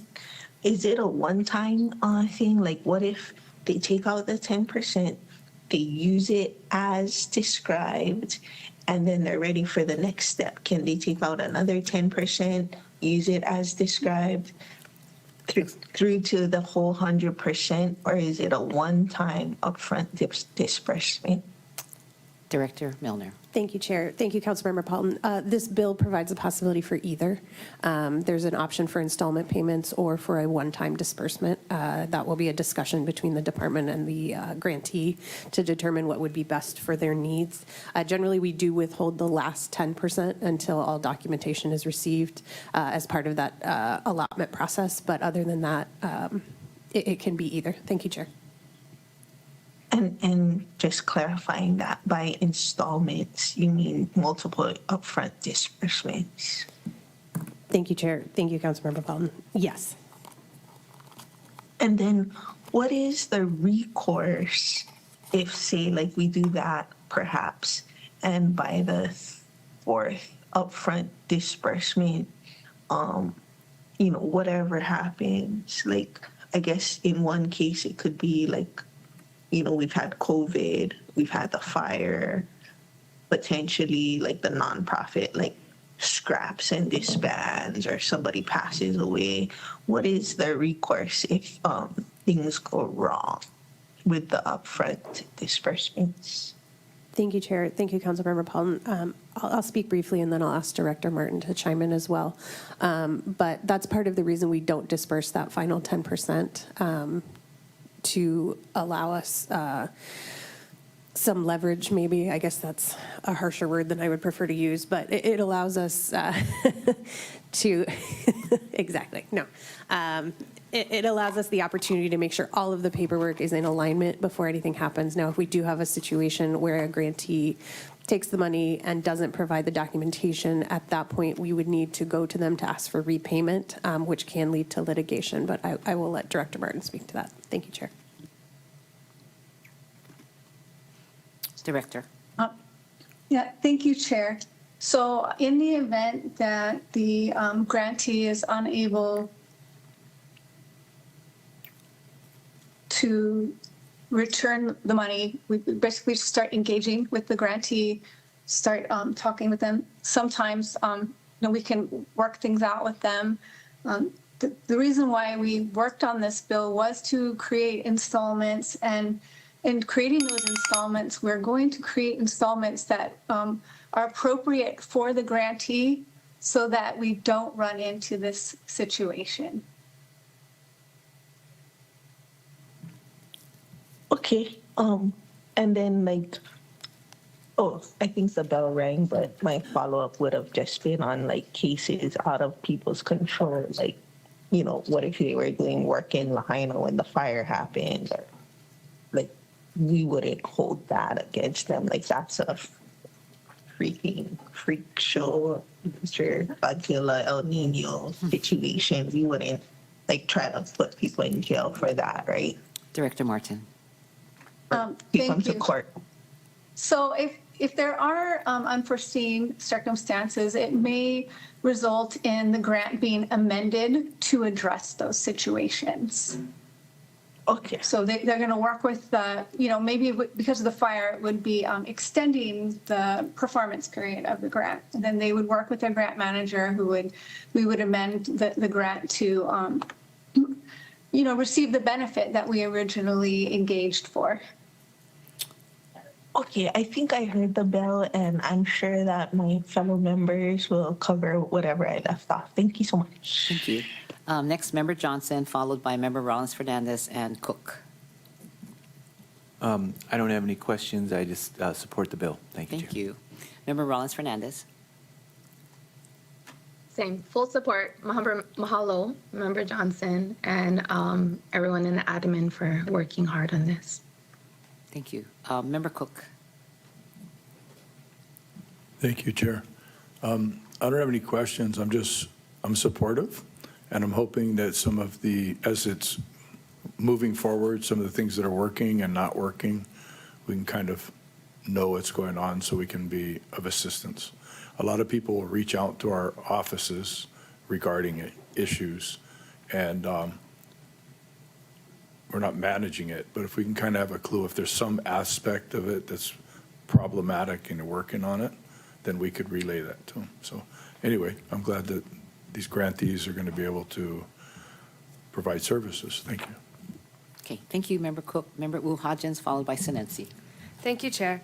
I'm super supportive of this as well, but I would love some details to be provided.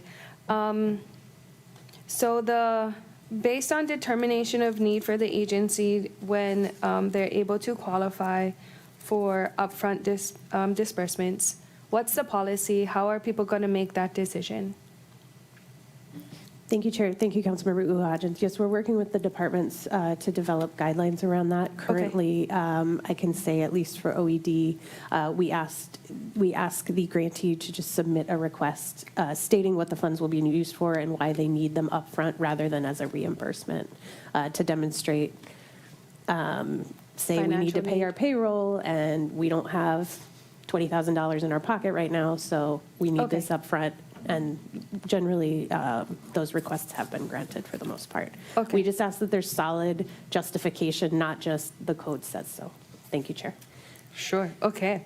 And then that's going to be part of your guidelines are going to be part of your admin rules, and then that's going to be something you folks discuss when you have your meetings with the grantees and saying, here's what we will need from you to determine need. Thank you, Chair. Thank you, Councilmember. Yes, that will be provided to the grantees. And I will just briefly, since you brought them up, the admin rules are with Corporation Counsel right now for final review. So we hope to have an update for all of you soon. Thank you. That was going to be your next question. And then, let me see, what other questions do I have? Because I'm supportive, but we've heard, as Member Johnson has said, how difficult this can be sometimes. So I wanted to at least try to ask some of these questions. How many days does the grantee have to submit paperwork, including the invoices and the proof of payment?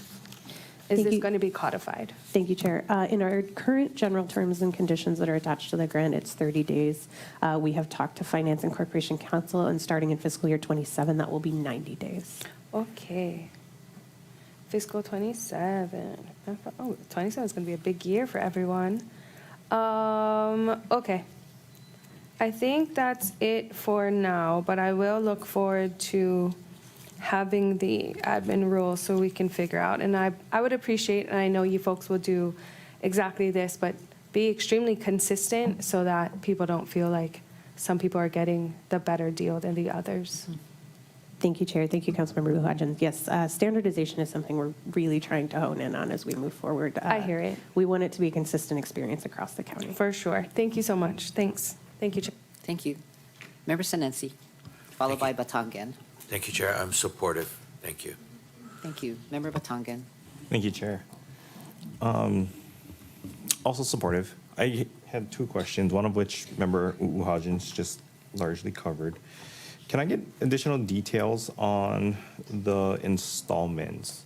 How frequently or in how large of an increment within the grant have you guys discussed?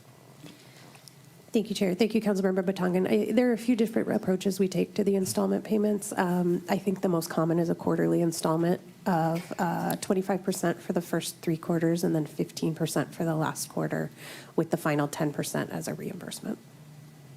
Wait, try that again. So 10% up front, potentially. 25% up front, sorry. So our most common is 25% first quarter, 25% second quarter, 25% third quarter, 15% fourth, and then the final payment. 10. But, so how does it work when somebody chooses the advanced disbursement? The advanced disbursement, yes. So if it's just advanced disbursement, you get that one-time disbursement, Of 10%, and then, 10% or above. oh, I see. Yes, we've done up to 90%. Okay. And the determination of need has not yet been adopted into admin rules. Correct. Okay. Has there been discussion? So I know section 4 of the bill is that the ordinance takes effect upon approval. Has there been discussion about having it take effect upon completion of those admin rules? Thank you, Chair. Thank you, Councilmember Patagat. We're hoping to put this into place. We don't want to hold the allotment payments. And because there are some departments that were doing allotment payments previously, and a lot of grantees has become accustomed to that. So we would like the allotment payments to be able to continue, which is why it's on passage. We want those to be able to go into effect right away at the beginning of FY27. Okay, so couldn't the section 4 then read that this ordinance takes effect upon July 1st, 2026? Thank you, Chair. If that's the preference, that's fine. Okay, thank you, Chair. Yeah, very good. Okay, so what you're doing today is going to impact the grants that are existing right now? Thank you, Chair. The largest impact, I think, will be on the fiscal year 27 grants. We have already issued the agreements for the large majority of the fiscal year 26 grants. Okay. And so we're here, we're still, I know this is about, you know, the installments and whatever, but we're still hearing concerns about the grants being delayed or waiting, or they're asking for new documents, and we hear all kinds of different, you know, rationale. So your rules that you're coming up with, which is going to be about this, are you also addressing some of the bigger problems that we're hearing about? Thank you, Chair. The admin rules are intended to act as an overarching structure for the county when it comes to grants, and then there will be more specific policies and procedures that sort of fall under those. Excuse me. I don't know what specifically you'd like them to address. I don't know if it's a timeline concern. I know right now everyone has to submit an application, whether you're a line item or a competitive grant. You need to reach a certain level on your score, I believe. I know for OED it's a score of 70 or higher. If you don't reach that score, the staff will reach out and work with you to try and get you to that score or get the paperwork they need, and do everything we can to get the funds distributed as intended. But things like that do cause delays. If the council members are aware of any delays, I absolutely welcome them to reach out to myself and the appropriate department so that we can provide additional information on the status of those grants. Okay. I'm sorry, I'm getting a little bit off the subject. So I'll look for your admin rules. We'll cover mostly of what you just said. Thank you, Chair. Some will be in the admin rules and some will be in the policies and procedures. Which is different. Thank you, Chair. Yes. Okay, any other questions, members? Chair Lee. Director Milner, on the admin rules, until you have admin rules, are you not going to process grants? Thank you, Chair. Thank you, Chair Lee. No, we are not going to delay grants until the implementation of the admin rules, although we are hopeful the admin rules will be in place by July 1st. Okay, thank you. Okay, so that sounds like your motion, right? That Member Batangan wants. Any other questions? See none. All right, so so who decides is a question. Then each director then decides how this will be implemented, the 10% or more. Thank you, Chair. That will be on a case-by-case basis based on discussions with the grantees and their requests that are received from those grantees. Okay, and standard documentation, which will be in the admin rules? Thank you, Chair. Yes, standard documentation. We are working on putting that into place across the county as soon as possible. Okay. Any other questions, members? Member Batangan. Thank you. So following up on the documentation, that's not in the grant agreement itself. Thank you, Chair. The requirement for reporting is included in the grant agreement itself. We don't include templates as part of the grant agreement necessarily. That's something that's provided as part of the application and award process. Okay. And then can you talk a little bit more about advance payments on the higher end? So like give an example or two of ones that were over 50% of the grant. Thank you, Chair. Thank you, Councilmember Batangan. That's primarily for situations like the Department of Agriculture, MEO agricultural microgrants. Because they're sub-awarding those funds out, they need to have them in hand in order to be able to grant those awards. Thank you, Chair. Okay. Thank you, Chair. Thank you, Budget Director. Okay, so members, no other questions? You're fine, Chair Lee? Okay. I'll entertain a motion to recommend passage on first reading of Bill 69, incorporating any non-substantive revisions. So moved. Thank you. Thank you, Member Johnson, and second by Chair Lee. Any other discussions? Member Yes, Chair. Batangan. So my preference, and I'm okay if the body disagrees with me on this one, would be to have this ordinance take effect upon the new fiscal year so that we've closed out this current year with the rules currently in place, and then we start a new fiscal year with a clean slate and a new set of guidance for our grantees. Okay, So that- I would like to make a motion to change Section 4 to this ordinance taking effect upon July 1st. Okay. Is there a second? Second by Member Cook. So motion made by Member Batangan and second by Member Cook, and this would then amend this to take effect on July 1, 2026. Any further discussion? I think we heard. Member Johnson.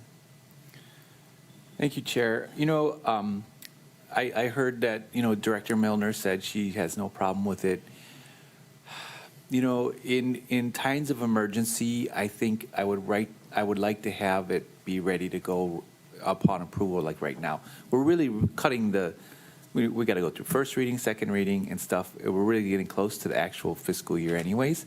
But we're talking about an El Nino summer, and if there's some kind of fire or some kind of emergency, I would like for those funds to be ready to go right away as opposed to waiting for July 1st. So I at this point, I'm open to more discussion, but I kind of would rather have it just be ready to roll right now because we are dealing with disaster after disaster after disaster. They're talking about how El Nino might come and really affect our islands. I would like to give flexibility being the key word. So thank you, Chair. Okay. Member Batangan. Thank you, Chair. I appreciate that, Member Johnson. I guess for the administration then, two questions. One, can you give us a sense of when the admin rules might be adopted? Because my hope for delaying it till the new fiscal year wasn't just so that we could start with a clean slate, but in part because my assumption was that the admin rules would be ready at that time. And then the second question would be, if an emergency comes up, say like El Nino causes massive destruction, are there mechanisms in place for rapid deployment of funds for response and recovery? Thank you, Chair. Thank you, Councilmember Batangan. Yes, I have a meeting with Corporation Counsel and Finance tomorrow where I'm hoping to get an update on the status of the admin rules. As I said, our target date is no later than July 1st, so hopefully before that. But I will obviously send notification to council when that's posted for the 30-day period. And then so just to help me understand the difference between, the amendment I'm proposing and what would happen upon approval. Okay, so if it's if it passes out of committee today, first reading would be when and second reading would be when? Thank you. Okay, so we're only talking about a difference of like a week and a half. Yes. Then I will withdraw my motion. I am sorry, guys. I didn't realize how close we were cutting it. And I thought this was going to make more of a material difference. Okay, so you withdrawing your motion? Yes, if Member Cook will withdraw his second. Okay. Okay, and Corp Counsel, you want to tell us when you're going to have the admin rules reviewed? Thank you, Chair. I know First Deputy is working on those admin rules, and we talked about it at our C&D meeting yesterday. I think we're doing final review right now. Okay. Will that get posted somewhere that we could see it? Thank you, Chair. Yes, it will be posted publicly, and I will make sure that as soon as it's posted, the link is sent to all of the council members so it can Okay, be great. distributed. Thank you, Chair. Great. Chair Lee. Wouldn't the admin rules require a public hearing? Yeah, okay. So that's when everybody will know. So that'll delay the implementation then. How soon will you have the public hearing? Thank you, Chair. It has to be posted for 30 days before the public hearing. So Oh, 30 before. days after it is posted, we will have the public hearing. Oh, so it's going to go into the month of July. Oh, it's going to be delayed anyway. You're kind of right on. True, but I don't want to be picking arbitrary dates based on when I think these are going to pass, right? Like I could pick it to the beginning of the fiscal year because, and there was rationale for it. It'd be a new slate. People are now going to be applying for grants in the budget we just approved. Delaying it past that just feels like picking dates at random, and I prefer not to go down that route. Okay. All right. Member Paulton, did you have your hand up? Sorry, I didn't see you. No, I was just illustrating muddying the waters. Oh. Oh. She's getting, okay. All right, members. That's my sign language for muddy waters. Oh, okay. All right, members, are you guys ready to vote then? All right, so I did that. So Member Johnson, and second was by Member Sinensi. Was that right? Oh, it was Chair Lee? Oh, this is a AL. All right, any more discussion? All in favor, raise your hand, say aye. Okay, that looks like 9 ayes. Motion carries. Very Mahalo, good. members. Thank you. Thank you. Thank you very much, Member Johnson, for working on this. More to come, right? More to come. Okay, so the third item on our agenda is Bill 83, amending fiscal year 25 budget, Department of Environmental Management, Sewer Fund, and Appendix A, Part 2, Open Space, Natural Resources, Cultural Resources, and Scenic Review Preservation Fund. The bill would amend fiscal year 26 budget by transferring $372,933 from the sewer fund to the open space, natural resources, cultural resources, and scenic review preservation fund for TMK 238-005-023. According to the transmittal, the property was purchased in 23 with open space money for $5.2 million. During the planning of the Central Maui wastewater facility, it was determined that about 7% of the parcel will be needed for the project, and $372,933 is the pro rata amount for that portion. Because the open space fund is restricted to Charter Section 9-19 and Chapter 3.88 Maui County Code for open space and related land conservation purposes, if part of this parcel will instead be used for wastewater infrastructure, the bill would repay the fund for that portion of the land that will be used for the new facility. Today we have with us Deputy Director Peterson, Budget Director, Director Martin from Finance, and I will ask for opening comments. First on the Department of Environmental Management, then Finance. Mr. Peterson, do you have any comments? Thank you, Chair. Thank you, council members. No opening comments. Okay. Thank you, Chair. As Councilmember Paulton says, math is fun. So come on, it's great. So I just wanted to provide, I know we said approximately 7%, but it's 7.13%. So that's 14.9 acres out of 209. The original purchase price was $5,231,075. So the pro rata cost is $372,933. Thank you, Chair. Thank you. Any other comments? Did you have Director Martin wanted to say a few words? No comments. Thank you. Okay, thank you.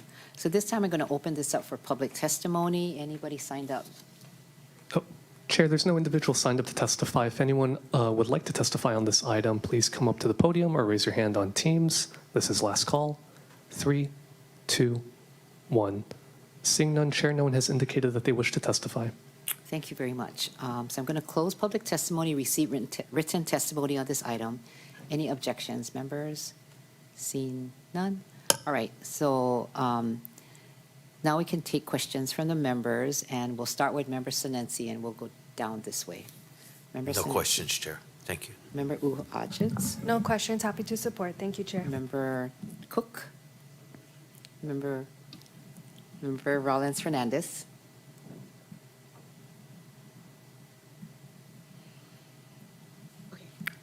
We're on the Wai'ehu parcel. No, we're on the third item. Oh, Wai'ehu Beach Road. Okay. Yeah, the Kaihu one is next. Okay. Okay, no questions. Okay.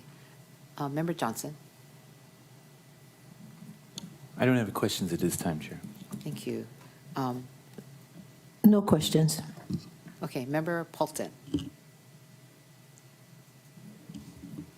Oh, she's going like this again. Hand motions today. No questions. Member Batangan? No questions, Chair. Okay. Wow.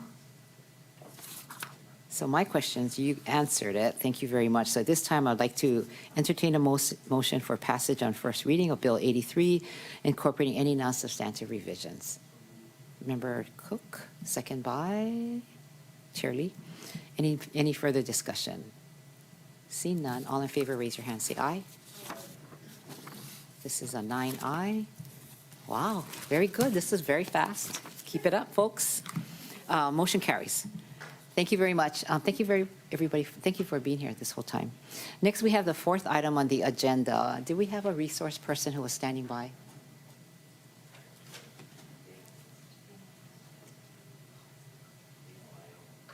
Okay. We did have somebody up from the family. So this is the item that takes up Ka'ehu Bay, which is Bill 102, 2025, and Resolutions 25-53 relating to the proposed acquisition of 104A Lower Wai'ehu Beach Road in Wailuku, also known as Ka'ehu Bay. Bill 102 would amend fiscal year 26 budget by adding $500,000 for this acquisition and deleting the portion prior year 1.3 million appropriation for 131 Shaw Street in Lahaina. Resolutions 25-53 would authorize acquisition of 0.41 acres at 104A Lower Wai'ehu Beach Road for an amount not to exceed $480,000 plus expenses. Members, you may recall this matter first came before the committee on February 18th, 2025 under Bill 8 for the fiscal year 25 budget, and then returned on March 10th, 2026 for the fiscal 26 budget. And this item was deferred while the committee awaited an updated title report and appraisal report. After those materials were received, the item was rescheduled, and at the March 10th meeting, members of the family and community testified in opposition of the acquisition. This item is before the committee again, as members can receive an updated record of the proposed acquisition. Before the committee decides whether to recommend action, I would like to hear whether the administration still supports the acquisition, whether the prior due diligence issues have been resolved, and whether any community or family concerns remain unresolved. So assisting us with today's discussion is Director Milner as well as Director Martin. She must be online. Opening comments. Thank you, Chair. I'll let Director Martin start. Yes, thank you, Chair. Again, the bill has been deferred, and we're just here to, support this body in making a decision. Guy Hironaka is also online to support the discussion, and this is a policy decision, so we'll defer to the decisions of this body. Thank you. Is that your opening comments? Director? Yes. Yes. Wait, let's hear the opening comments and then we can do questions next. Director Milner. Oh, yes. Clarifying question to the director? Yeah, after we get their opening comments, then yeah. Okay. Yeah. Okay, Director Milner, you have comments? Thank you, Chair. I haven't been directly involved with the negotiations on this property, so I can't speak to any discussions with the family. But I would just like to reiterate what was stated at the last meeting, that the administration has made a commitment that if a court determines that county-owned land belongs to a local family, the land will be handed over to the family. So I just wanted to state that for the record. And we are here to answer any questions you may have going forward. Thank you, Chair. Okay, so that's administration's comments. So I'm going to open for public testimony. Wait, didn't we have part of the family waiting? Oh, he left. Oh, he left. Okay, so no member of the family is present. Open for public testimony. Chair, we have one individual signed up to testify, Kaniloa Kamanu. Chair, didn't he testify in this item already? I believe he testified on the Okay. Halau VV Arts item. Okay, yes, he did. All right. Please proceed.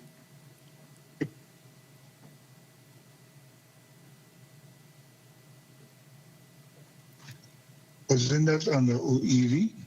You did testify under OEV. Did you want to testify on this Kaehu Bay property? It's a new item for you. Yes. Yes. Please testify. Yes, if that's possible. Yes, please start. 3 minutes. Okay. Mahalo Kaniloa Kamanu. Being actually in the advocation of this area,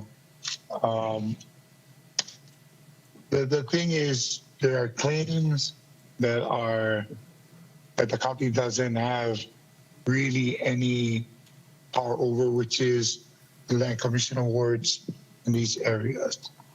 Even though they are clouded with the tax map key, which they have attached to it, really those rules don't apply because the actual foundation of the creation of the Land Commission Award was done in another format, which this body does not have the authority to speak on because it still holds its original titles by way of the Land Commission awardee, which is still the only title holder. So the thing is, I would like clarity on where you're at. This project is found to be clear as far as title, where that information came from, and whether or not the original title awardee has been discontinued. Because the only way that the county can actually claim interest is that if they have clear title. Thank you. Questions? See none. All right. Any other testifiers?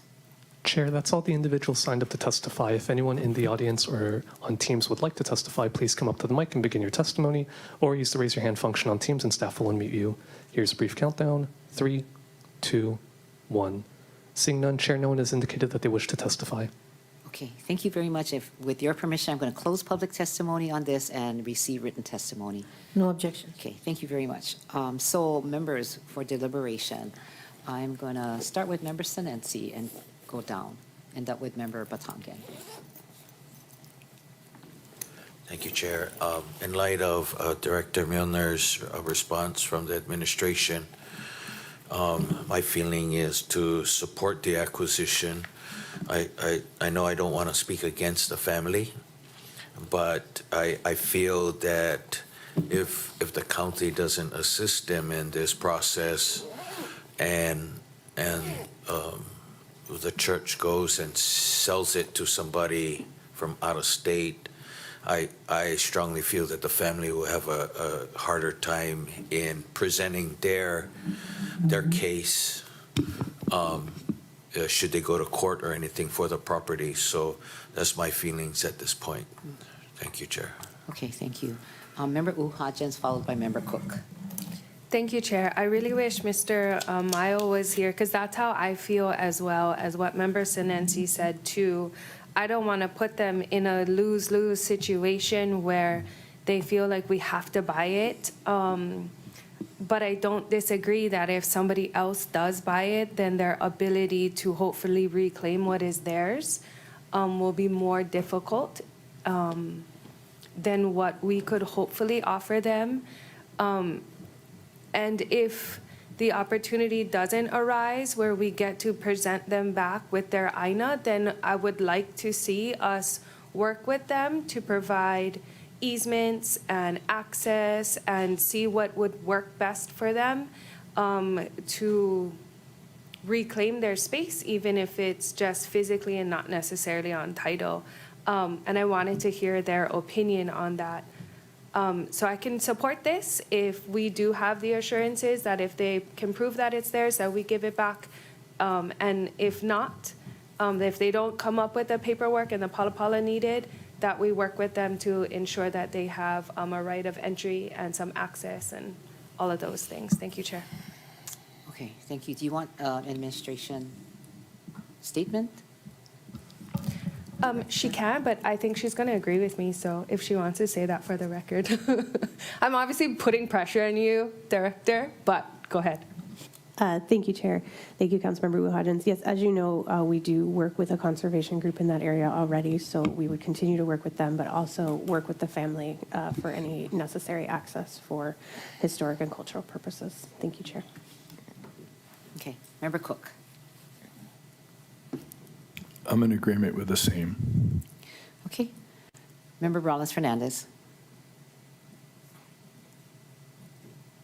Madam Chair, yeah, it sounds like we're all basically on the same page. So, and my office can, reach out to the Ohana and try to help, facilitate discussions as we move forward.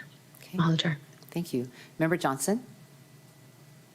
I don't have questions at this time. Thank you. Member Paulton. Thank you. My question would be, I heard what Director Milner said, that we could buy it and give it to the family. What is required on their part to make that happen? Thank you, Chair. Thank you, Councilmember Paulton. Yes, we would just need a ruling that the title resided with them. So it would need a court process. If they had the title that resided with them, could they not just show that to the church and get it right now? Thank you, Chair. Thank you, Councilmember Paulton. My understanding is that's part of the issue. I don't know if they've located that paperwork. Shucks, I didn't get a chance to listen to all the testimony. The only thing I remember hearing them say was that they didn't want us to buy it. I feel similarly to Member Sinensi and Wu-Hodgins. And I'm glad if it goes forward, but at this time I would just listen to the families personally. Although I disagree with it, because I do think we're the safer option. But, that's with all of us in our seats right now. It could go like Donald Trump any day, obviously November, whatever. So I'll just, in this case today, I guess, listen to the family. Okay. Chair Lee. Director Milner, whose idea was to buy this, to help buy this property? Thank you, Chair. Thank you, Chair Lee. My first discussion with this was with Managing Director Nishita. So has he changed his mind? Thank you, Chair. Thank you, Chair Lee. No, I don't know that we've changed our mind. We're still open to acquiring the property, but we understand that a lot of things have been raised over the last couple of years that have raised concerns. So Yeah. If we don't want to proceed at this time, we have no objection to that either. Yeah, I think that's a good idea, is not to proceed with this. Thank you. Okay. Member Batangan. Thank you, Chair. You posed a few questions in your opening statement that I don't think I heard answers to. Can I ask that you repeat them? And I mean, those are essentially what I'm interested in getting resolution on. Can I ask that you repeat the Oh, question? me? Yeah, I thought you were the talking questions about- that you had stated in Yeah. your opening remarks on this. Okay, about when this matter has come up, and in February of 2025, as well as March 10th, 26, and as well as the title. We were wondering about the title, and after those materials were received, the item was rescheduled at the March 10th meeting. Members of the family and community testified in opposition of the acquisition. This item is before the committee again, so members can receive the updated record on the proposed acquisition. And before the committee decides whether to recommend action, I would like to hear whether the administration will support the acquisition, whether the prior due diligence issues have been resolved, and whether any community or family concerns remain unresolved. So Thank you, Chair. So I guess Director Martin, those last three questions, would you be able to respond?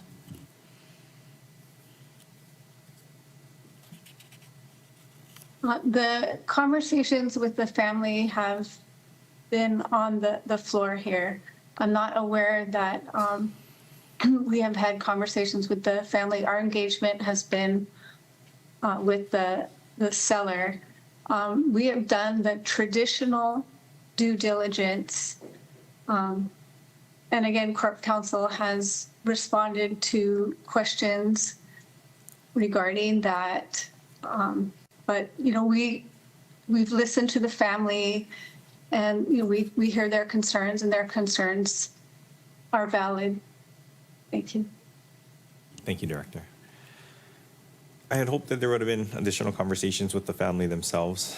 I guess I'm a little torn, you know, their desire for us to table the matter.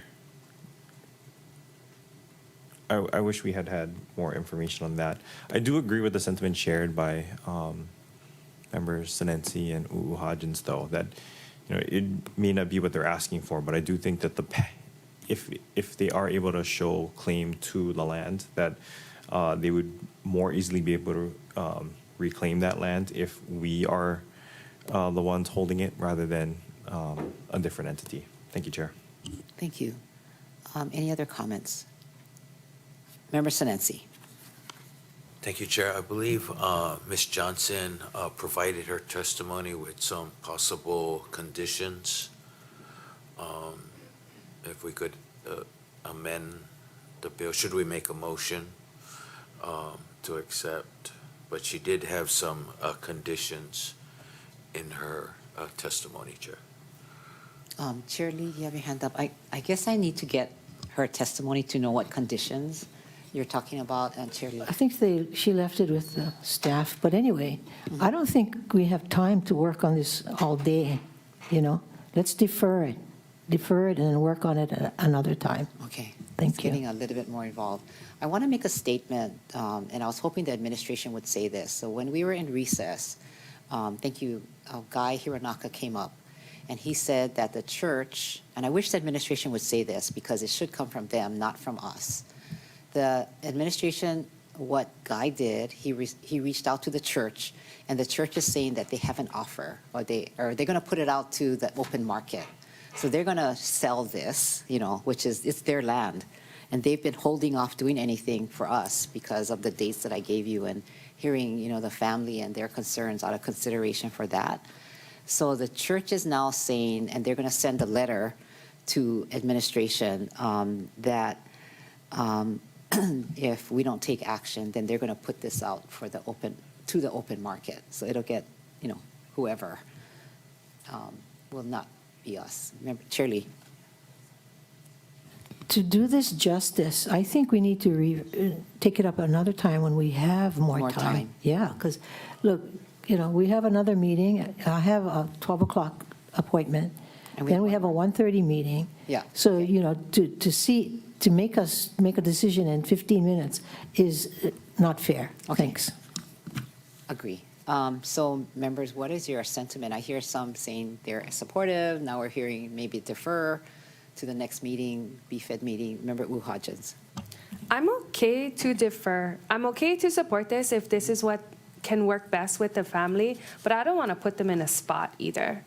I'm okay to defer. I also have a 12 o'clock meeting that I need to drive to. I wanted them to be here so that we could honestly have this discussion, and so we can talk about potential issues if it does, like you said, go to the open market, because I don't want to take that away from them either, but I wanted them to be here. Can we schedule this on another day and then have them come and reach out to them and have them sit with us again? And I know we did that the last time, but I wanted that to happen again, and I wish they were here. So I'm okay to defer. Yeah, too bad they're not here. And I wish we had more the luxury of time. So Thank this you. is fiscal year 26 item. So we need to take action within this fiscal year. Do you see another option of schedule? Chair, it is a fiscal year 26 budget, and this is the last BFED committee meeting in which it could still get 2 readings, but that doesn't prevent the administration from resubmitting a fiscal year 26 budget amendment. Okay. Administration. Pardon me, fiscal year 27, Yeah. because I don't like to move forward. Administration, what is your position going to be? I mean, this is really administration's position that we're trying to accommodate here. So are you open to doing that? Thank you, Chair. Yes, we're open to submitting a budget amendment if the committee would like more time. Okay. And we'll take our chances then on what the church and the realtor is going to do. Member Paulton. Hearing that they are putting it on an open market and we weren't able to have conversation with the family, if Charlie is open to it, I would vote to move it forward and have part of the committee work being done on the floor with the invitation of the family, as it could be time sensitive. I'm open to listening to the family, but like Chair, Member Uhajin said, the dialogue is the key part, and I can vote yes today, knowing that it's not my final answer. There's still first and second reading, and I don't want to have us cut off any option that we can't go back on, because communication with the family is key, and even if we could just, not we 9 of us, but maybe key people from us that doesn't violate the Sunshine Law can meet with the family and the administration together to try and iron it out before first reading so we don't do committee work on the floor. I would be supportive of that. I don't think it should be me, but somebody else. I just volunteered somebody to do work, but that's how I feel. I can vote to move it forward today under some sort of plan like that. Okay. Member Brownless-Fernandez, your hand is up.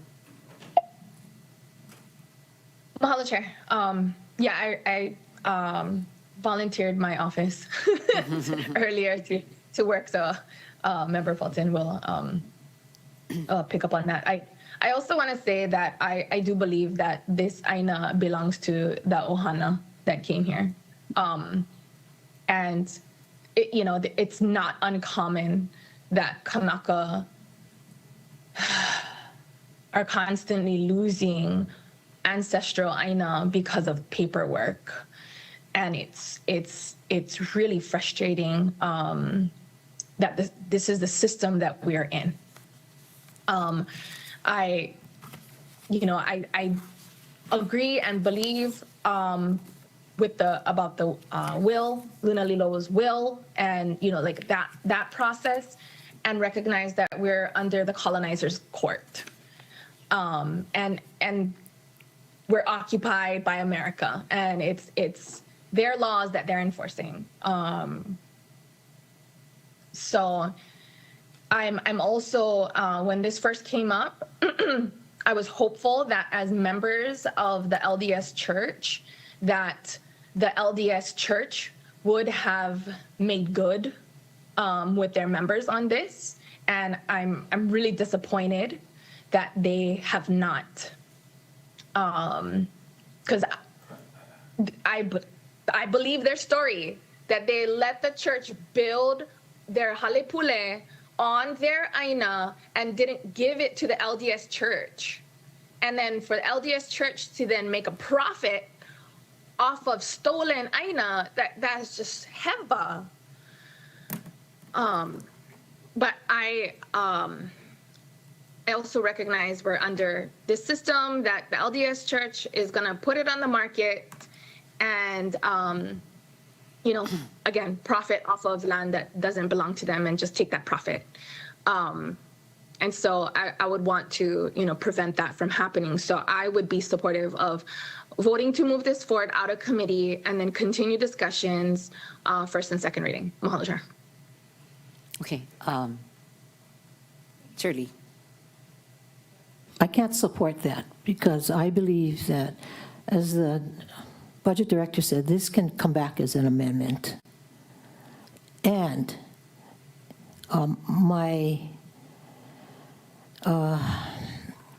my feeling is that since the family believes it has a good case, that the church cannot sell the property. So if it can't sell the property and cannot convey title, then that transaction is not going to happen. But at least we'll have time and not working stuff on the floor, because this is very intense. And the family deserves our complete attention. So this item should be set aside by itself so we can work on it all day. And I'm really disappointed actually in the administration, because this is their proposal. They should not have done a half-baked job on this. Thank you. Director Martin, can you provide the title report, and does this property have clear title? That was part of why we were waiting. We have provided the current title report, and Corporation Counsel did provide an opinion on the title report. Corporation Counsel. We did suggest getting a more up-to-date title report in our correspondence. Okay. Chair, I think there is a Granicus that has that updated title report that Finance provided. Let me find the Granicus number for us. Okay, so we do have clear title then. Chair. Chair, I'm sorry. Member Rollins-Fernandez. Yeah, most land in Hawaii does not have clear title. Title searches just go to when it was first sold, or it doesn't go all the way back. And land is sold all the time with cloudy title. And it unfortunately, the burden is on the ohana, who either lack funding to pursue it in court, or are without the document to prove in the colonizer's court that it is their aina. Okay. So, I mean, we know that there's no clear title. OCS. Chair, is there a recess date for this meeting to next week so that we can spend more time on this? This is my last BFED meeting for this fiscal year. Chair, sorry. We still have Go ahead. one more item though, and it's getting to 12 o'clock and we gotta leave. So are you gonna defer that last item? I will end up deferring that. I can take it up next year, next fiscal year. Go ahead. Oh. Chair, that Granicus item is item 16. I apologize, Councilmember Paulton. Okay. No problem. I'm open on Friday if you guys want to defer it till Friday. To give the family the time Shirley. that Shirley was saying. Shirley, you want to defer to Friday? This Friday. I will. I don't have my calendar. I don't know what's on my calendar. Go ahead. I have no objection to deferring it to Friday. Okay. As much as I would love to participate in this conversation, on Friday is my son's La Ohana Day, and then my niece is graduating 8th grade from Doris Todd. So I'm busy on Friday, but I trust you folks to make the best decision. Okay, so you're not available. Anybody else? Friday? I'm not here on Friday. You're not here, so that's 2. Chair, I would like to just pass it today and then have the discussion as Member Rollins Fernandez had suggested her office reaching out to the family. Okay, Member Johnson. I echo Councilmember Sinensi's statements. I'm very busy on Friday. Okay, you're not available. I have meetings on Lanai, that's why. Oh, I'm also not available on Friday. okay. So we don't have quorum to recess this meeting. I can make that motion. Okay, so members, I'm hearing that what you want to do is take action on this bill and possibly have discussions with the family and get clarification from administration. I just want to make a statement that I don't want a confusion over this, that then the county buys the land and we will give it to the family. It has to go through a legal process, right? Right. Director, is that what you inferred? Yes, Chair. Okay. So it's not going to be, we buy the land today, and then they say they found their paper, and we're going to give it to them. So that I just want the family to understand that we've been delaying this because we wanted them to have a voice. No, if they get their paper, then we'll give it to them. If they have the clear title paper, then we give it to them. If they find the paper. It's not, we'll buy it and we'll give it to them without the paper, I think you meant. Correct. But I just want the administration to be clear about how this process will happen. Well, Chair, may I? And I think Mr. Nishita, when he came and presented this, it was to expand the Kaehu coastline management area by adding this because it's neighbors that piece of property, Chair. Right, correct. Director Milner, can you please clarify? So there won't be a confusion from the family. I think the family is, actively trying to resolve this. Thank you, Chair. Thank you, Councilmember Sinensi. Yes, you're correct about the Kaehu Bay area. And yes, no, it's not a matter of we acquire the property and immediately hand it over. There needs to be clear title or some sort of court process to solidify that in order for that to occur. Okay. Okay. Make a motion. So you made a motion to approve, is that what you? To pass this Chair, bill? move to pass Bill 102 on first reading. Okay, and it's for motion to recommend passage on first reading of Bill 102 and adoption of resolutions 2553 incorporating any non-substantive revisions. Member Sinensi, is there a second? Second. Second by Member Johnson. I can tell this is a roll call. Anybody else wants to talk about this? Chair Lee. Yeah, because I resent having to be pressured into something like this. It's quite evident that we do support the family. Now, if we take the vote and say no, it sounds like we don't. But the fact is, we're not giving this sufficient time to vet all the details, and we do not have all the details. And I do not like making decisions on the fly, like other people. Okay. So I will be voting no, thank you. Okay.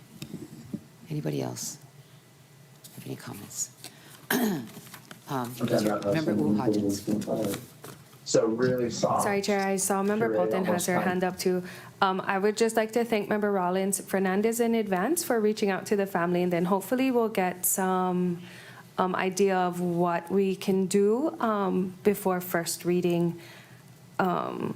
I feel very similarly to Chair Lee, but I don't want this opportunity to be missed on behalf of the family either. So I feel, I don't know, it's not necessarily super muddy like Member Paulton was saying, but it's slightly opaque and I'm not super comfortable. Yeah, maybe only one hand.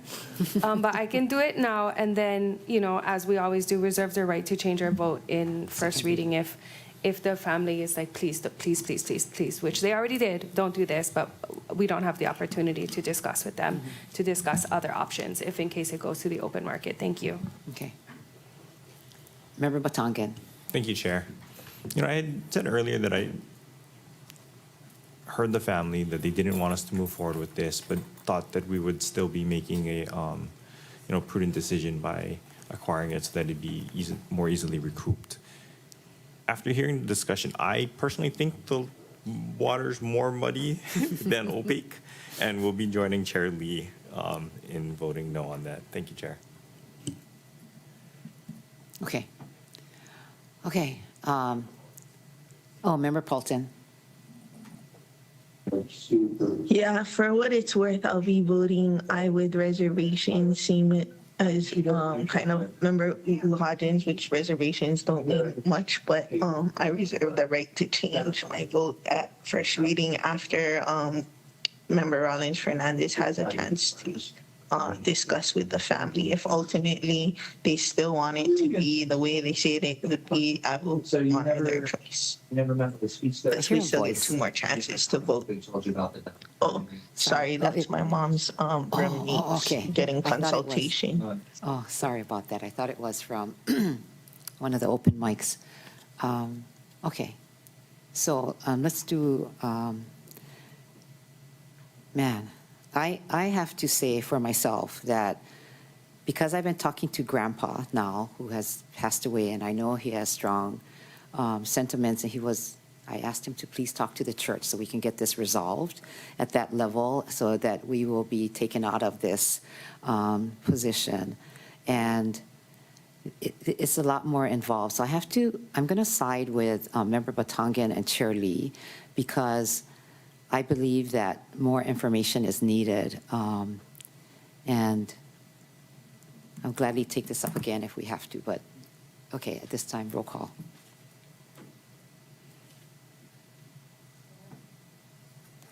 Thank you, Chair. Proceeding with roll call vote. Councilmember Tom Cook. Aye. Councilmember Gabe Johnson. Yes. Council Chair Alice Lee. No. Councilmember Tamara Paulton. Aye with reservations. Councilmember Keani Rollins Fernandez. Aye. Councilmember Shane Sinensi. Aye. Councilmember Nohelani Hodgins. Aye. Committee Vice Chair Kaunoy Batangan. Nay. Committee Chair Yukile Sugimura. No. Chair, you have 6 ayes, 3 noes. Motion passes. Okay. Okay, so this will then move on to you for first reading. And in between, Member Rollins Fernandez, thank you very much for reaching out to the family as well as administration. You will work with Director Milner, right? So you or finance will work with the family also, because it sounds like we haven't talked to the family. I too am frustrated that the administration did not do that, which I think it would be something that would be recommended because it was, their concern and you brought this forward. All right, so I have 5 minutes. I just want to talk about Bill 181, a bill for an ordinance amending Chapter 3.48 Maui County Code, increasing the amount of home and long-term rental exemption from real property tax. So during fiscal 26 budget session, we talked about whether to adjust the home exemption. I introduced Bill 181 in Raptor. Thank you, Chair Lee and Vice Chair Rollins Fernandez for that committee. So we could have a focused policy discussion about increasing the homeowner exemption, home exemption, and corresponding changes to the long-term rental exemptions. When we discussed what we discussed in the Raptor committee, Director Martin suggested that we wait to see the certified real property tax information, which we did when we received that during the budget process. And I'd like to hear from Director Martin about the bill's estimated financial impact when I understand it's just under $5 million per year. So I guess I will not proceed with this. I have 4 minutes. You guys feel like we can finish this in 4 minutes, or I'm going to defer this to the next meeting? Chair, but since I need to take you made testimony. remarks, I think we got to take testimony. Testimony, that's right. Okay, open for testimony. Sorry about that. Thank you, Trying to Chair. rush. Oh, thank you, Chair. There's no individual signed up to testify, so if anyone would like to testify, please come up to the podium or raise your hand on Teams. This is last call. The countdown is 3, 2, 1. Seeing none, Chair, no one has indicated that they wish to testify. Thank you. Sorry, I was trying to rush through this in the 5 minutes. But so we had public testimony. I'm going to close public testimony and receive written testimony with your approval. Okay, thanks. So we're not going to finish this. I respect this. I'm going to send this and for my next committee meeting. I am of the opinion that I would like to recommend this for homeowners. As we're seeing our assessments values rise, and it's been a concern, which we heard before we got our fiscal year 27 budget appraisals from real property and from finance. There was a concern that maybe the RPT rates, the RPT assessments would be decreasing, but it didn't. So I want to proceed with this, and I will take it up at the next meeting. So at this time, members, this meeting is now adjourned. Thank you, everybody.